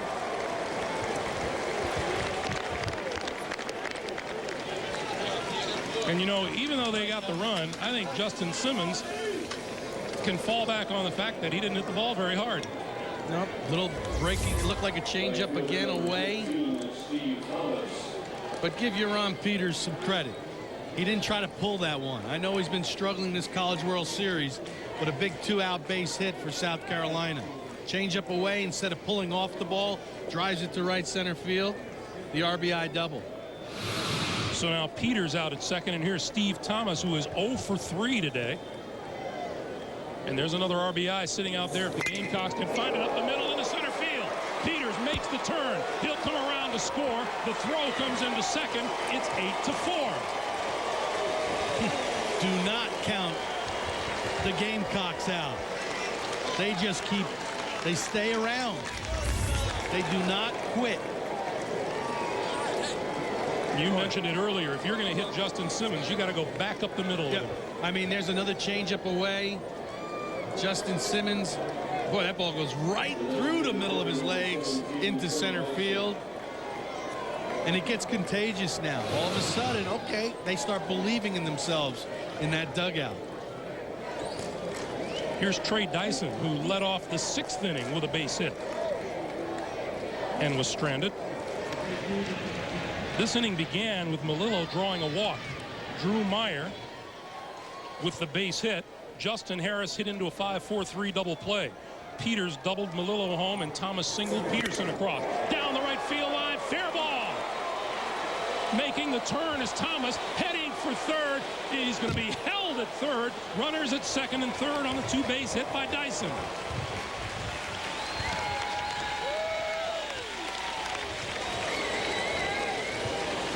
And the last 2 balls have been hit right on the button.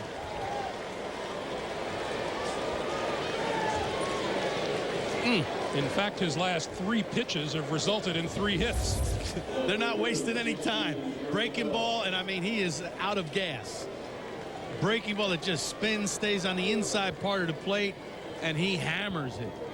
That's what a left-hand hitter wants to do against a left-handed pitcher. See the breaking ball on the inside part of the plate. He did, and he crushed it. If Majewski doesn't field that ball cleanly, another run comes around to score. Here's Gary Bell now with runners at second and third. When he's getting called back, he's going to send up Smith, the right-hand hitter, against the lefty Simmons. I think he's going to burn Bell, though. I would imagine they're going to bring in the right-hand pitcher to face Smith. Number 45, Demetric Smith, a junior first baseman out of Rock Hill, South Carolina, will swing from the right side of the plate.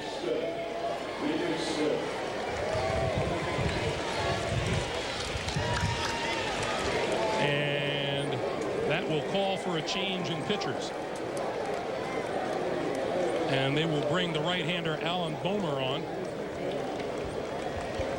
And now we'll see what Coach Tanner does in response. Justin Simmons has been, for the most part, outstanding in the starting role for the Texas Longhorns here today. Pitching change for the Longhorns. We'll be back to Omaha right after this.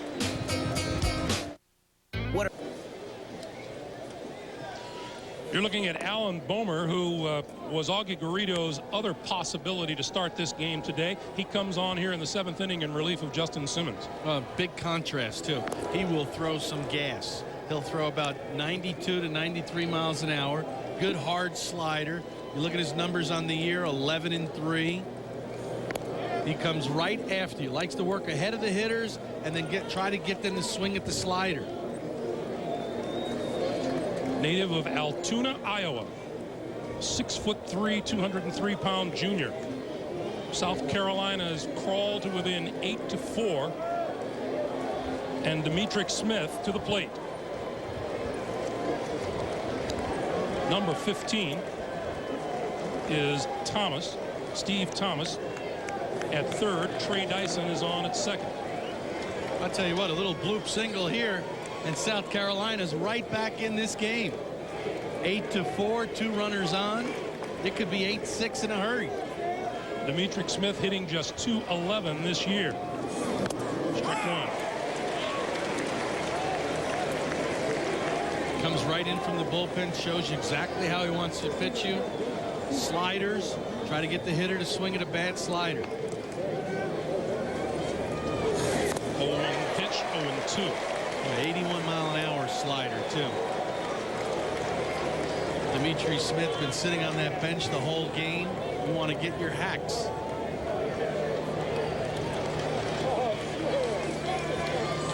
Oh-2 pitch. 1-2. The Gamecocks a swing away from an 8-6 or even an 8-7 game. Outside, 2 balls and 2 strikes. Pretty good job by Smith. Fell in a hole 0-2s. He didn't evened up the count by staying off those 2 hard sliders away.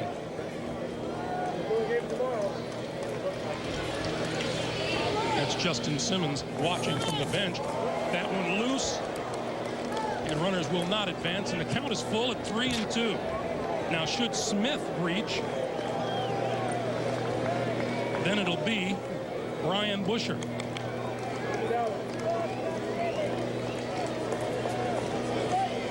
Has not thrown a fastball yet. Will he go to it? 3-2. Full count pitch. Strike 3 called on the inside corner.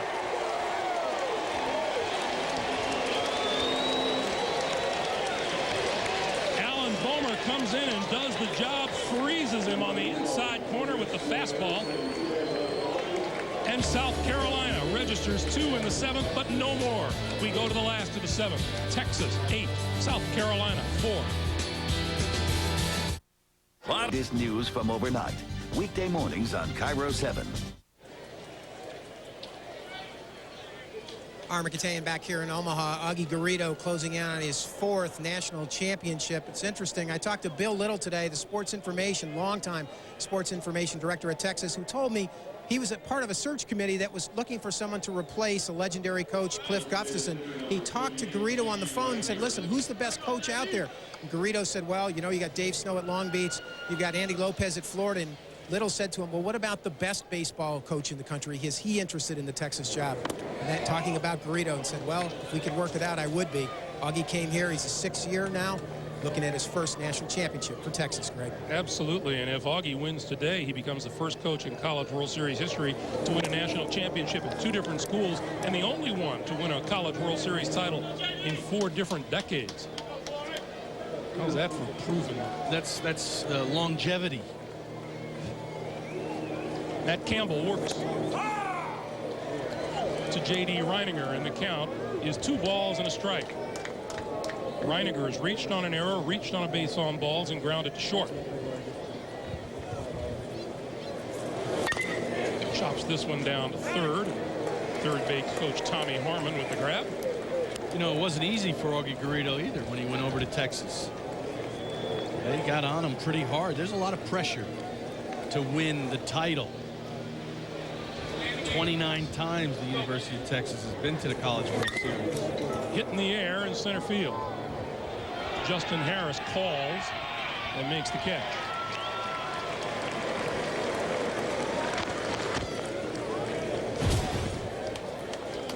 We talked about this earlier. The number of victories leads all Division I coaches, active coaches. Trails only Cliff Gustafson.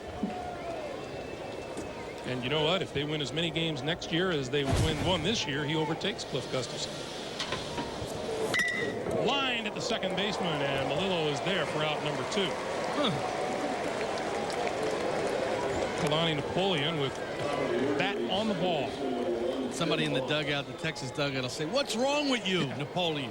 That guy's been standing there for 99 years. You hit it straight to him. That's bad hitting." And Tim Moss swinging on the first pitch, strike 1. He likes that first pitch, doesn't he? Well, second pitch looked pretty good, too. I like this Campbell. Boy, on the mound, ready to go. Works quick. You know, thinking back to our talk with Kalani Napoleon yesterday, he said Houston Street is our lighthouse. He's out front of the dugout, and he's scoping out the surroundings, and everybody's sitting around. Houston Street's in the bullpen and ready to come in anytime Augie Garrido calls for him. Moss goes down swinging. First 1-2-3 inning of the day against the Longhorns. We've played 7 complete. Texas 8, South Carolina 4.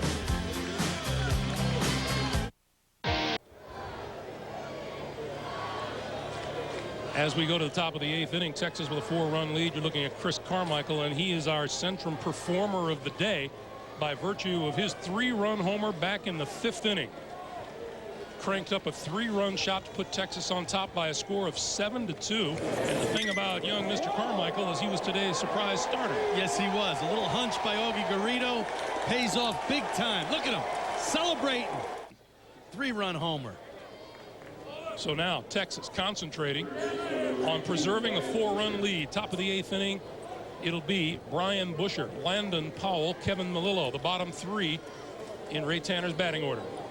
Alan Bomer working his 2nd inning and burns a strike across the plate, 0-1. Big adjustment for the South Carolina hitters. They've been seeing off-speed pitches all day. Now all of a sudden they got to crank it up, face a 90-mile-an-hour fastball. Immediately the count is 0-2. But the best thing, you had Matt Campbell on the mound, 1, 2, 3, boom. They had a little something going, South Carolina, last inning. He got him right back in the dugout, Matt Campbell, so they can swing the bat again against Texas. Ball and 2 strikes. Here's Landon Powell, the on-deck hitter.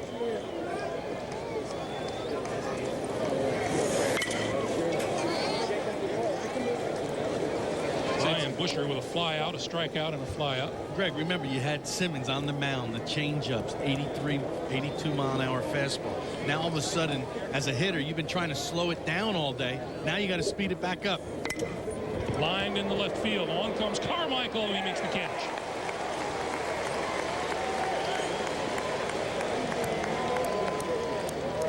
Right place at the right time, Chris Carmichael.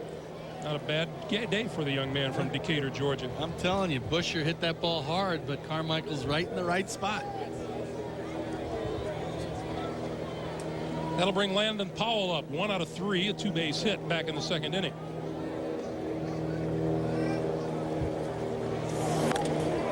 Missed the outside corner.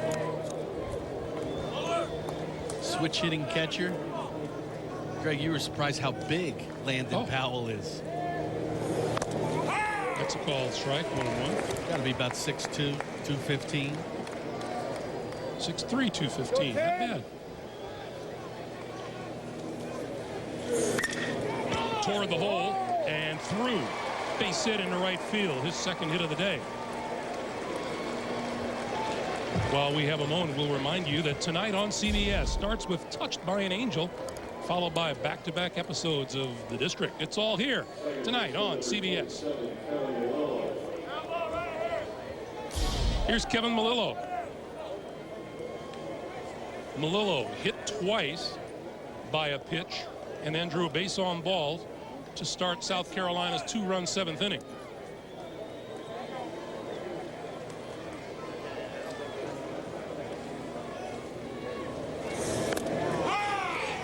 strike. Landon Powell over at first base runs well for a catcher, too.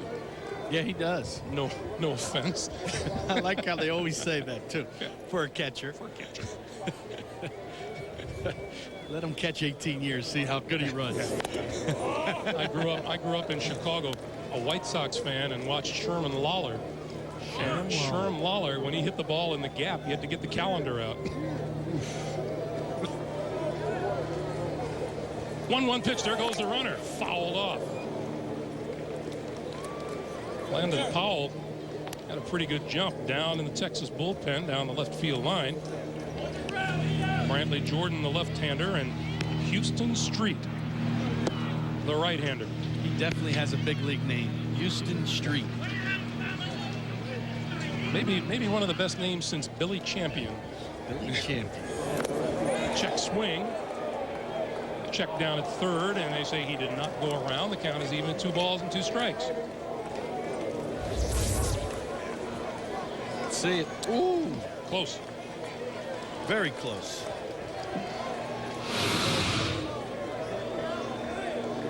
Melillo with a 2-2 count. Pop back of third.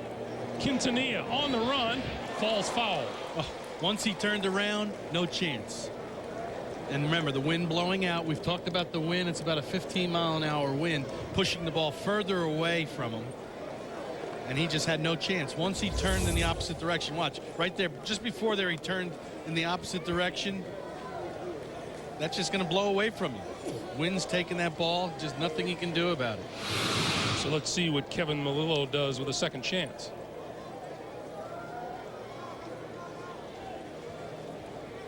Landon Powell, the runner at first, with 1 out. 2-2 pitch.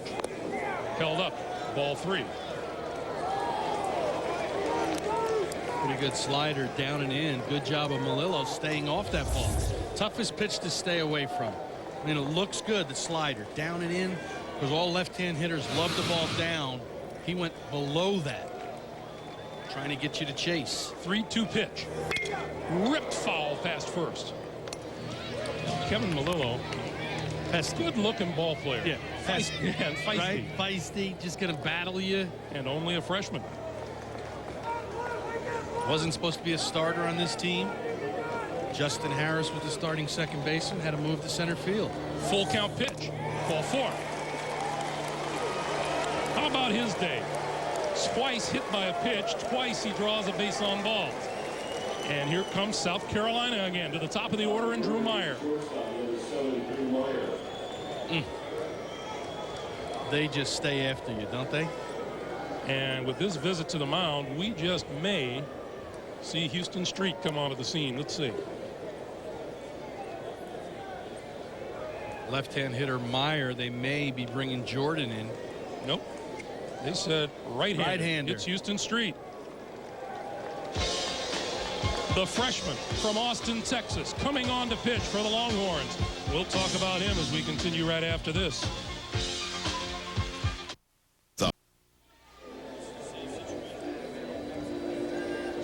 Houston Street on the mound. 13 saves in 13 save opportunities. A 4-1 record, a 0.99 earned run average, and just a freshman out of Austin, Texas. Used to be a completely overhand pitcher until the trip to Stanford this year, and the coaches said, why don't we try dropping down a little bit, and Houston Street says it saved my season. Saved this season. Was a little frustrating with it at first. Augie Garrido, Frank Anderson, the pitching coach, said, let's just try it, because he was right over the top, and what it created now is a lot more movement. And he's got great action on his fastball and a hard slider. So that little adjustment, dropping him to low 3/4, has turned him into the closer that he is now. He comes on in a save opportunity here, and if South Carolina can't solve him, he would become the first to record 4 saves in the College World Series. Still a long way to go. Oh, yeah. Long way to go. These 5 outs become the toughest that you have to get all season long. Top of the order, Drew Meyer, Justin Harris, and Yaron Peters. 2 on and 1 out.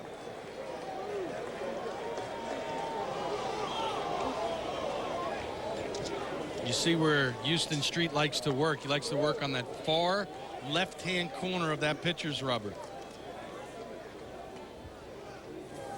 Outside, ball 1.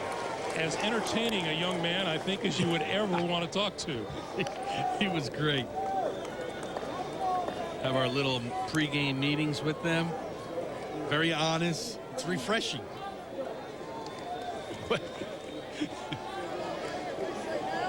Runners at second and third. Out at second base is Landon Powell. Kevin Melillo on at first. How about that fastball? Good life. Good life. The only thing Houston Street doesn't want to make his living upstairs. He wants to sink the ball. See that low 3-quarter, almost sidearm action. Good look. He wants to get lower than that. 1-1 pitch. Ball 2. You see how he also likes to work that slider. He likes to backdoor it, where the only time it crosses the plate is right at the last second.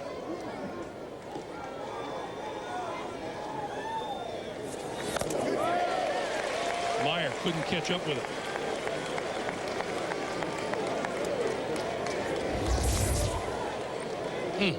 Great location. There's that sinking fastball moving away from Drew Meyer. 2-2 pitch. Just got a piece of it and lined it foul. These guys are tough on it.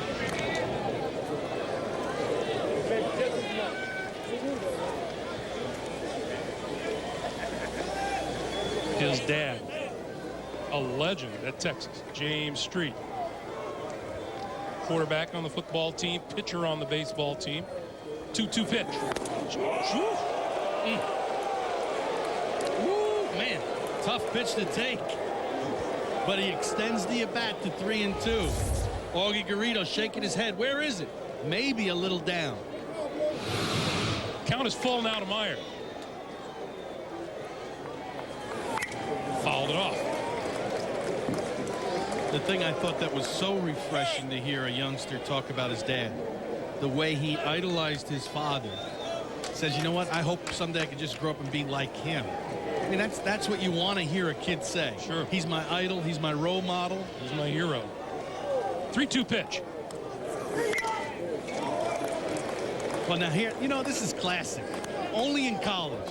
You got the freshman, you know, still wet behind the ears. Houston, you got the All-American player at the bat. The first-round draft pick. 10th in the whole country. Pretty good battle going on. First and second, 1 out, 3-2 pitch. Foul back again. I mean, you got to like this. You sit back home and you're saying, okay, wow. His dad looking on. This will be Houston Street's 10th pitch to Drew Meyer. 4.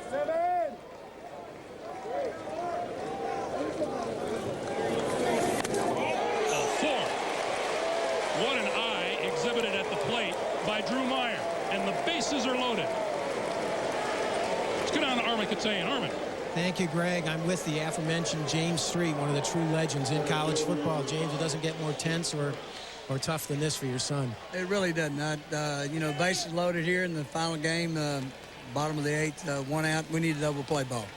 Your athletic experience at Texas, what did you impart to your sons? Well, I don't think anything more than anything else, attitude. Go out there and do the best you can do today, and the best you can do today sometimes isn't good enough, and just keep fighting them, keep fighting them. You were here in, I believe, 68, 69, and 70. What do you remember most about this? Well, we lost. Down to third, double play ball. The second for 1. He lost it while he was throwing it. Loose ball. Runner's going to come home and score a second run.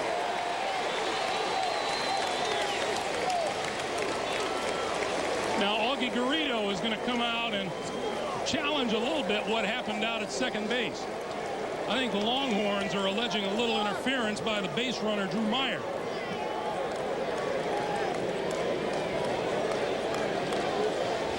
Okay, he got the ground ball. Perfect throw to second base. What happens here? He just loses the handle. Good, hard, clean slide at second base. He just loses the handle. Tim Moss loses the handle.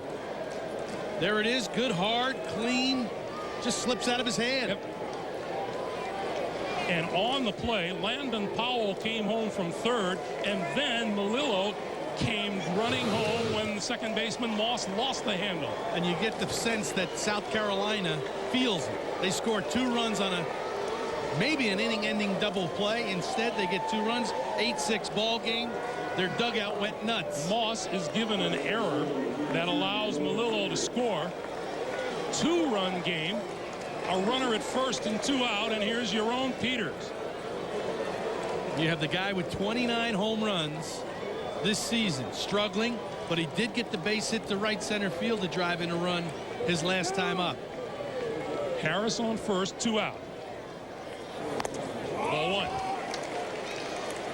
Take one more look at it. Well, gets the ground ball. I mean, he's looking, okay, his base is loaded. I got the ground ball. Can we turn the double play? Oops, it slips right out of his hands. 2-run score.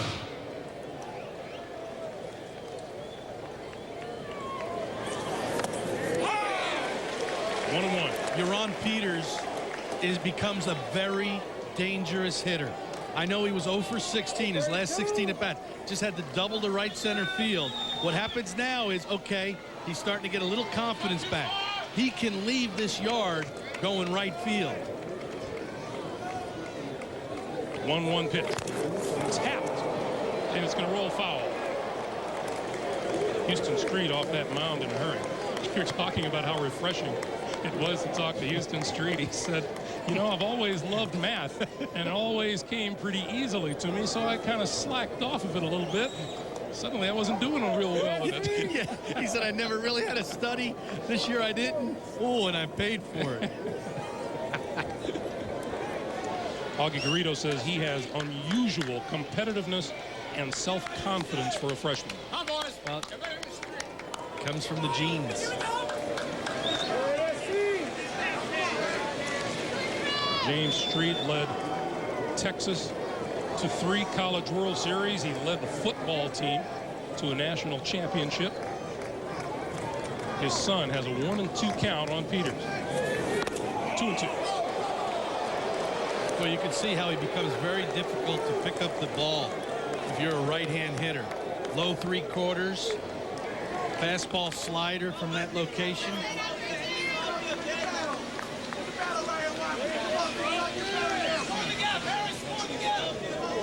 Here's the 2-2 pitch to Peters. Ball 3. Oh, great job, too, by Ryan Hubel behind the plate. Wow.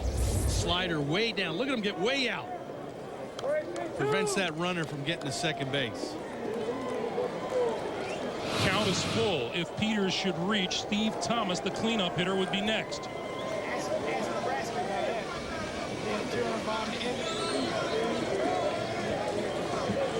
Little lucky rub in the South Carolina dugout. We'll see if it works. 3-2 pitch. There goes the runner. Swing and a miss.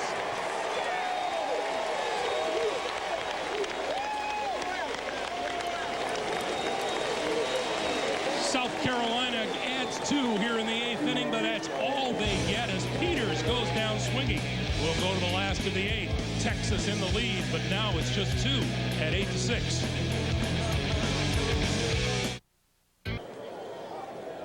The NCAA College World Series Championship on CBS is sponsored by the Home Depot, driving down the cost of home improvement. Gateway, where you've got a friend in the business. And by Prudential Financial, growing and protecting your wealth. With Armin Katayan and Rick Cerrone and the rest of our ace CBS sports crew, Greg Gumbel back at Rosenblatt Stadium in Omaha. Bottom of the 8th inning, Texas with an 8-6 lead. And Omar Quintanilla will lead off the last of the 8th against Matt Campbell. Right back up the middle, into center field for a base hit. Quintanilla. 3rd hit of the day, 2 doubles and a single, and has also done it down at third base where he has just started the play with a couple of hard hit balls right at him. Well, he's had an unbelievable day. A couple of big doubles early in the ball game, a couple of singles. I mean, this guy has played extremely well, hitting right around 500 for the series. Here's Dustin Majewski. 2-run triple in the first. Struck out swinging in the second, a fly to left in the fourth, and a base on balls in the 6th inning. Well, no question the momentum has changed. You have South Carolina coming on strong. If you're Texas, you got to stop that momentum. Lined into right center field. On the move is Steve Thomas, and he trapped it. Looks like he trapped it. Runner makes the turn. The ball is loose, and Thomas is hurt. It's a 2-run double. Thomas just now struggling to his feet. I had mentioned, Greg, that playing day games here in Omaha last Saturday is very difficult to pick up the ball in the outfield. A lot of white shirts. This ball, he's just froze for a second. Then he crushes himself into the ground. The ball gets buried underneath him. Watch his wrist. Trying to stop himself. Just hits him. Oh, man. Goes underneath. The ball stays underneath his body. Watch his wrist. That right wrist goes flying underneath. Yeah. Runners at second and third now, and once again, Ray Tanner pulls his infield in. Here is Jeff Ontiveros.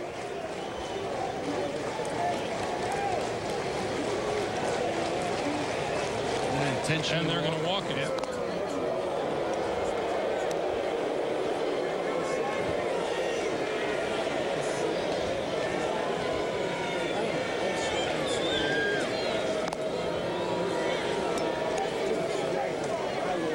The best way to change the momentum is by swinging the bat yourself. Remember the inning before, Matt Campbell did an unbelievable job. 1, 2, 3, got the Texas hitters out, put his team back in the dugout to swing the bat. Here Texas says, okay, we got 2, 3, 4 coming up to start this inning. We got to start our own round. So Ontiveros reaches with the intentional walk, and here is Brandon Fahey. Fahey has a sacrifice fly and an RBI, a fielder's choice, a walk, and a double. Yeah, bases loaded, but they're still playing the infield in. Look at everybody all the way up. They can't afford to give up any more runs. 8-6 Texas lead. Ground ball, everybody will come home. Ball one. Over at third is Omar Quintanilla. Dustin Majewski is out at second, and Jeff Ontiveros is on at first. Bases loaded, nobody out, bottom of the 8th inning. Ball two. Remember, South Carolina had the bases loaded, nobody out against Justin Simmons in the first inning, and only scored 1. I think right now South Carolina would take that.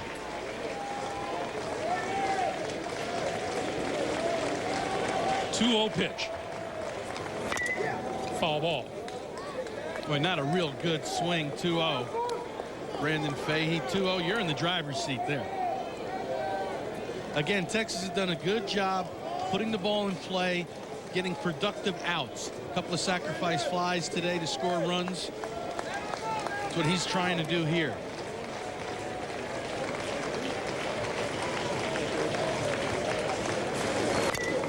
Fouled at the plate, and the count is even now at 2 balls and 2 strikes. When that infield's in, especially second and third second and shortstop, boy, the whole middle of the diamond is wide open. I mean, the only one in the middle there is that pitcher.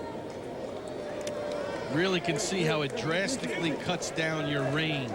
Ball has to be hit right at the infielders, or else it's a base hit and 2 RBIs. 2-2 pitch to Fahey. Base hit into right field. Peters couldn't flag it down. 2-run score. Runner goes from first to third, and he is in. Texas ups its lead to 10-6.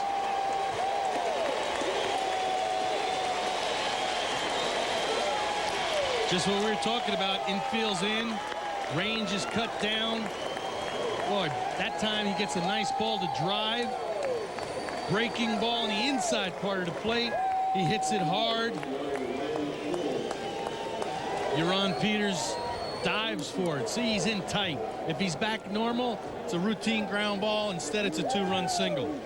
And right here, we're going to get a South Carolina pitching change. It got away from Matt Campbell early in this inning. Quintanilla led with a base hit.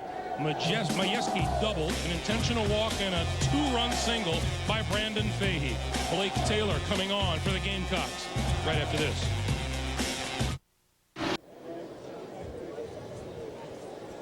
Back in Omaha, Texas has stretched its lead to 10-6 here in the bottom of the 8th inning. Still nobody out and runners at first and third.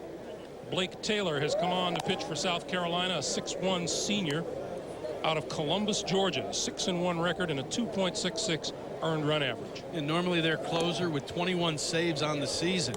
See that number, but right here, Ray Tanner's looking for somebody to put this fire out. Sinker ball pitcher, sinker slider.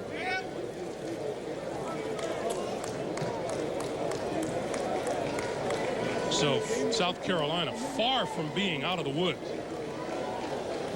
They have runners at first and third, nobody out, and Ryan Hubel will step to the plate. It'll be Hubel, home run hitting Chris Carmichael, and J.D. Reininger. And that infield is still in. Has to stay in. 4-run lead now by the Longhorns. If you're Fahey at first base, you want to steal. Go ahead. They're going to give you second base. Take it. Hit in the air, center field. This will be deep enough to get the run home. Justin Harris pulls it in. Fahey tags at first and goes into second. Well, I tell you what, Hubel's done a great job. His last 2 times up, productive outs, long fly balls to center field, 2 RBIs. That's little ball. Boy, momentum's a funny thing, isn't it? Yep. South Carolina gets 2 in the 7th, 2 in the 8th, and they're feeling awfully good about themselves, and they've pulled into an 8-6 deficit. And here comes Texas with 3 in the bottom of the 8th, and they aren't finished yet. Runner in scoring position and 1 out, and here's Carmichael. Homered with 2 aboard back in the 5th. Well, they put that 3 spot on the board in a hurry, too. It was quick runs. And nothing cheap about them either. No, they hit the ball hard, put the ball in play, and added 3 more to their lead.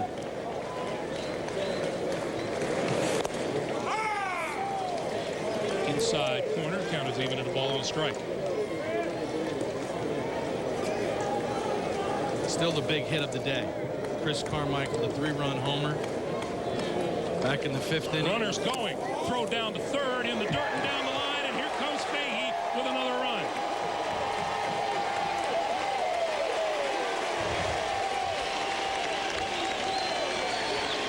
Give him a stolen base. Give Landon Powell the error on the throw. And it's 12-6. Well, Blake Taylor paid no attention. He gets a tremendous jump.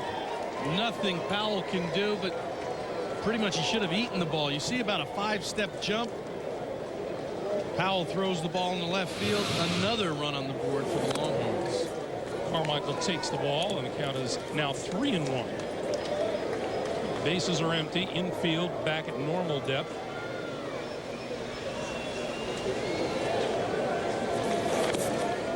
Ball 4.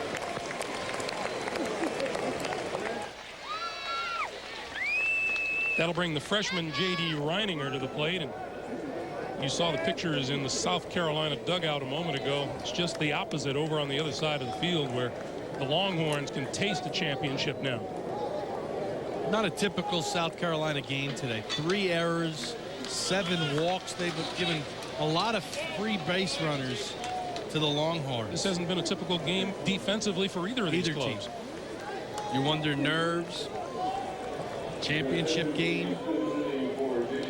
We have a pinch hitter now, Eric Soltemeyer, or rather Michael Holloman, excuse me, Michael Holloman, stepping to the plate to pinch hit for J.D. Reininger. Switch hitter Holloman. Holloman, a .263 hitter, and he looks at ball 1. Again, Augie Garrido's looking at left-handed bat. Runner on first base with the big hole there. That's what Blake Taylor has to start doing, throwing some strikes.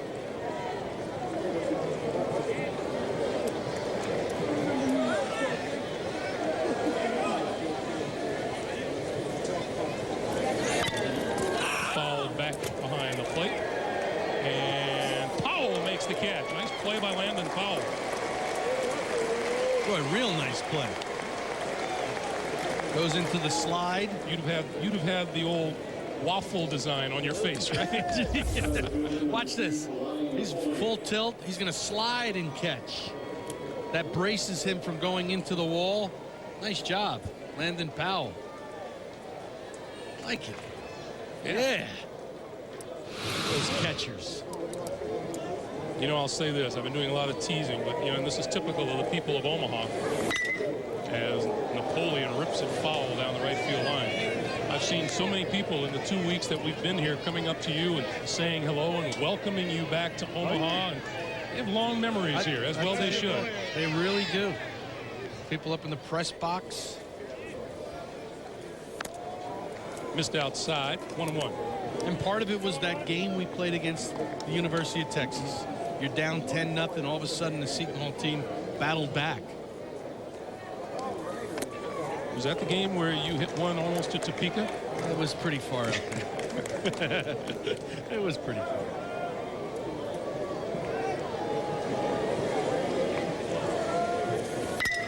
Lined into center field, base hit. Carmichael around second in a hurry. Throw comes in and he'll be held, and Napoleon into second with a double.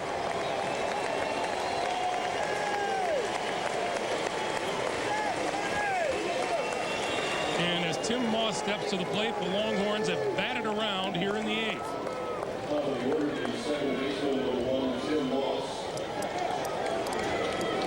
Our camera crew, let's see. Our production team says he missed first base. Let's watch.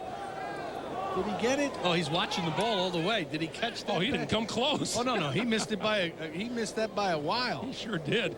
Oh, we're going to get a pinch runner here. Napoleon comes out, and Joe Farron, a junior out of Ankeny, Iowa, replaces him. I'll tell you what, our guys are good in the truck. All right, look at this. Whoa! Wait a minute. Oops. Sorry. And you know what? That's a first baseman's job. A first baseman's got to keep an eye on that. And with that pitch goes the opportunity. Yeah, the only problem on that play, Greg, and I'm not sure, I didn't see it, but he's probably getting himself into position to be the cutoff man, because the ball in the gap, the base runner at third. Strike called. 1-1. We got how many cameras? 8, 9 cameras around here. We got cameras everywhere. 1-1 pitch. 1-2. Last 8 years here in Omaha, the winner of the College World Series averaged 11 runs. Texas has 12 on the board. 1-2 pitch.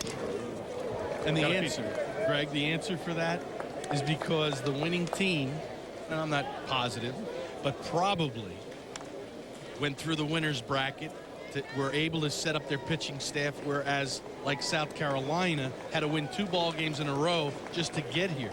So they're pitching short. You can't save your number one for the game. You have to get there first. Get there first, right? You know, and that's probably the reason that you're looking at high scores for the winning team. 2-2 pitch to Moss. Got him swinging. But the damage is definitely done. Texas on top. Houston Street going to come out and try to bail down a championship for the Texas Longhorns. We'll be back for the 9th inning in a moment.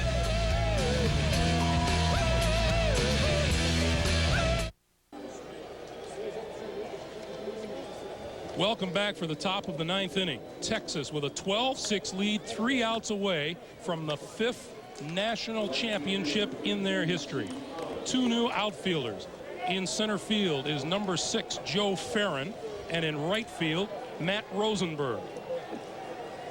So Texas has Carmichael, Farron, and Rosenberg left to right. Quintanilla, Fahey, Moss, and Otaveros third to first. Hubel behind the plate. Houston Street trying to close it out. Steve Thomas looks at ball 1. Instead of a 2-run lead, now a 6-run lead for the Texas Longhorns.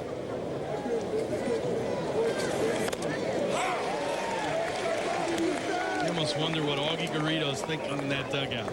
3 more outs. Trying to win a championship in 4 different decades. Foul ball at third. 1-2. Houston Street looking to become the first to ever record 4 saves in a College World Series. I would think he would have the leg up for the MVP of the College World Series. And if Texas wins here, they would be the 4th straight team to go 4-0. The College World Series championship, and that misses. 2 balls and 2 strikes.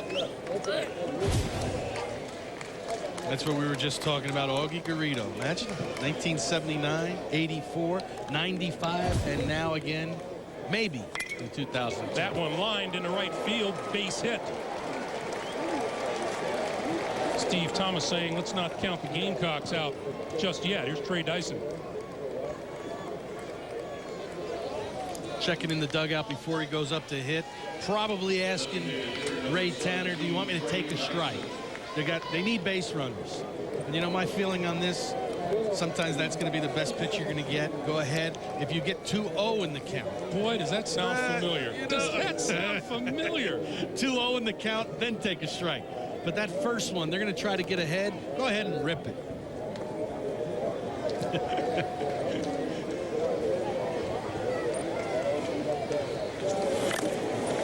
Took a rip. Foul tipped at 0-1. Dyson has a sac fly, a single and a double, along with a ground out today.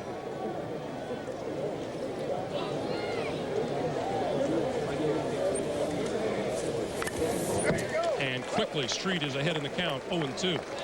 You know, so many big league players watching this game. Roger Clemens, the Texas alumni. You know they're watching. Oh, what did Augie Garrido tell us? Big fan Kevin Costner called yesterday morning. You ready? Oh, yeah. Kevin Costner. I mean, this is exciting. Couldn't be here because he's making a movie in Canada. What an excuse. Charter a plane. 0-2 pitch.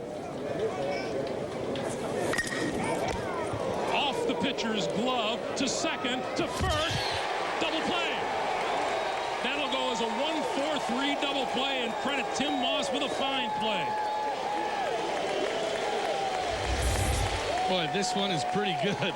Tongue out, good sinker. Houston Street gets up, tips it. Boy, nice play by Tim Moss. Didn't panic, stayed with it. The carom shot to Tim Moss. So 2 out and nobody on, and Jared Greenwood now to the plate to hit for Tim Seaton.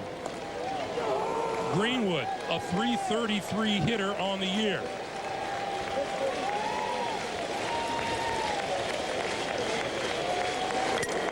Toward first, Ontiveros going to take it himself, and Texas is a winner.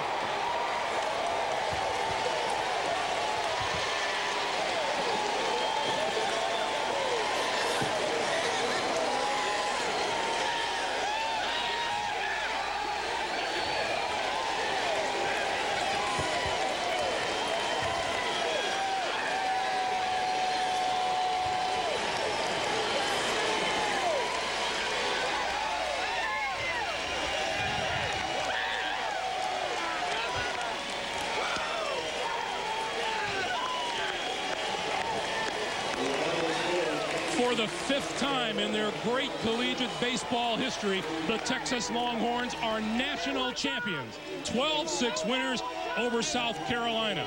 And the notch that the Gamecocks really hate to see is they join Florida State as the only teams to go 0-3 in College World Series championship games.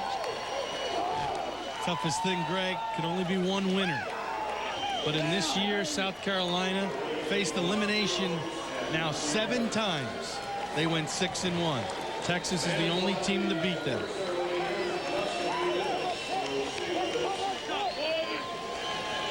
A repeat and a rematch of the '75 World Series. Same result. University of Texas comes out on top. Our congratulations to Augie Garrido and the Texas Longhorns. They go 4-0 here in Omaha, and they win the title. As we said earlier, this ends CBS Sports' 15 years of covering this great event here in Omaha. It's been a decade and a half of moments that together have made the lasting memories that are the College World Series. For all of us here at CBS, thanks for joining us, everyone.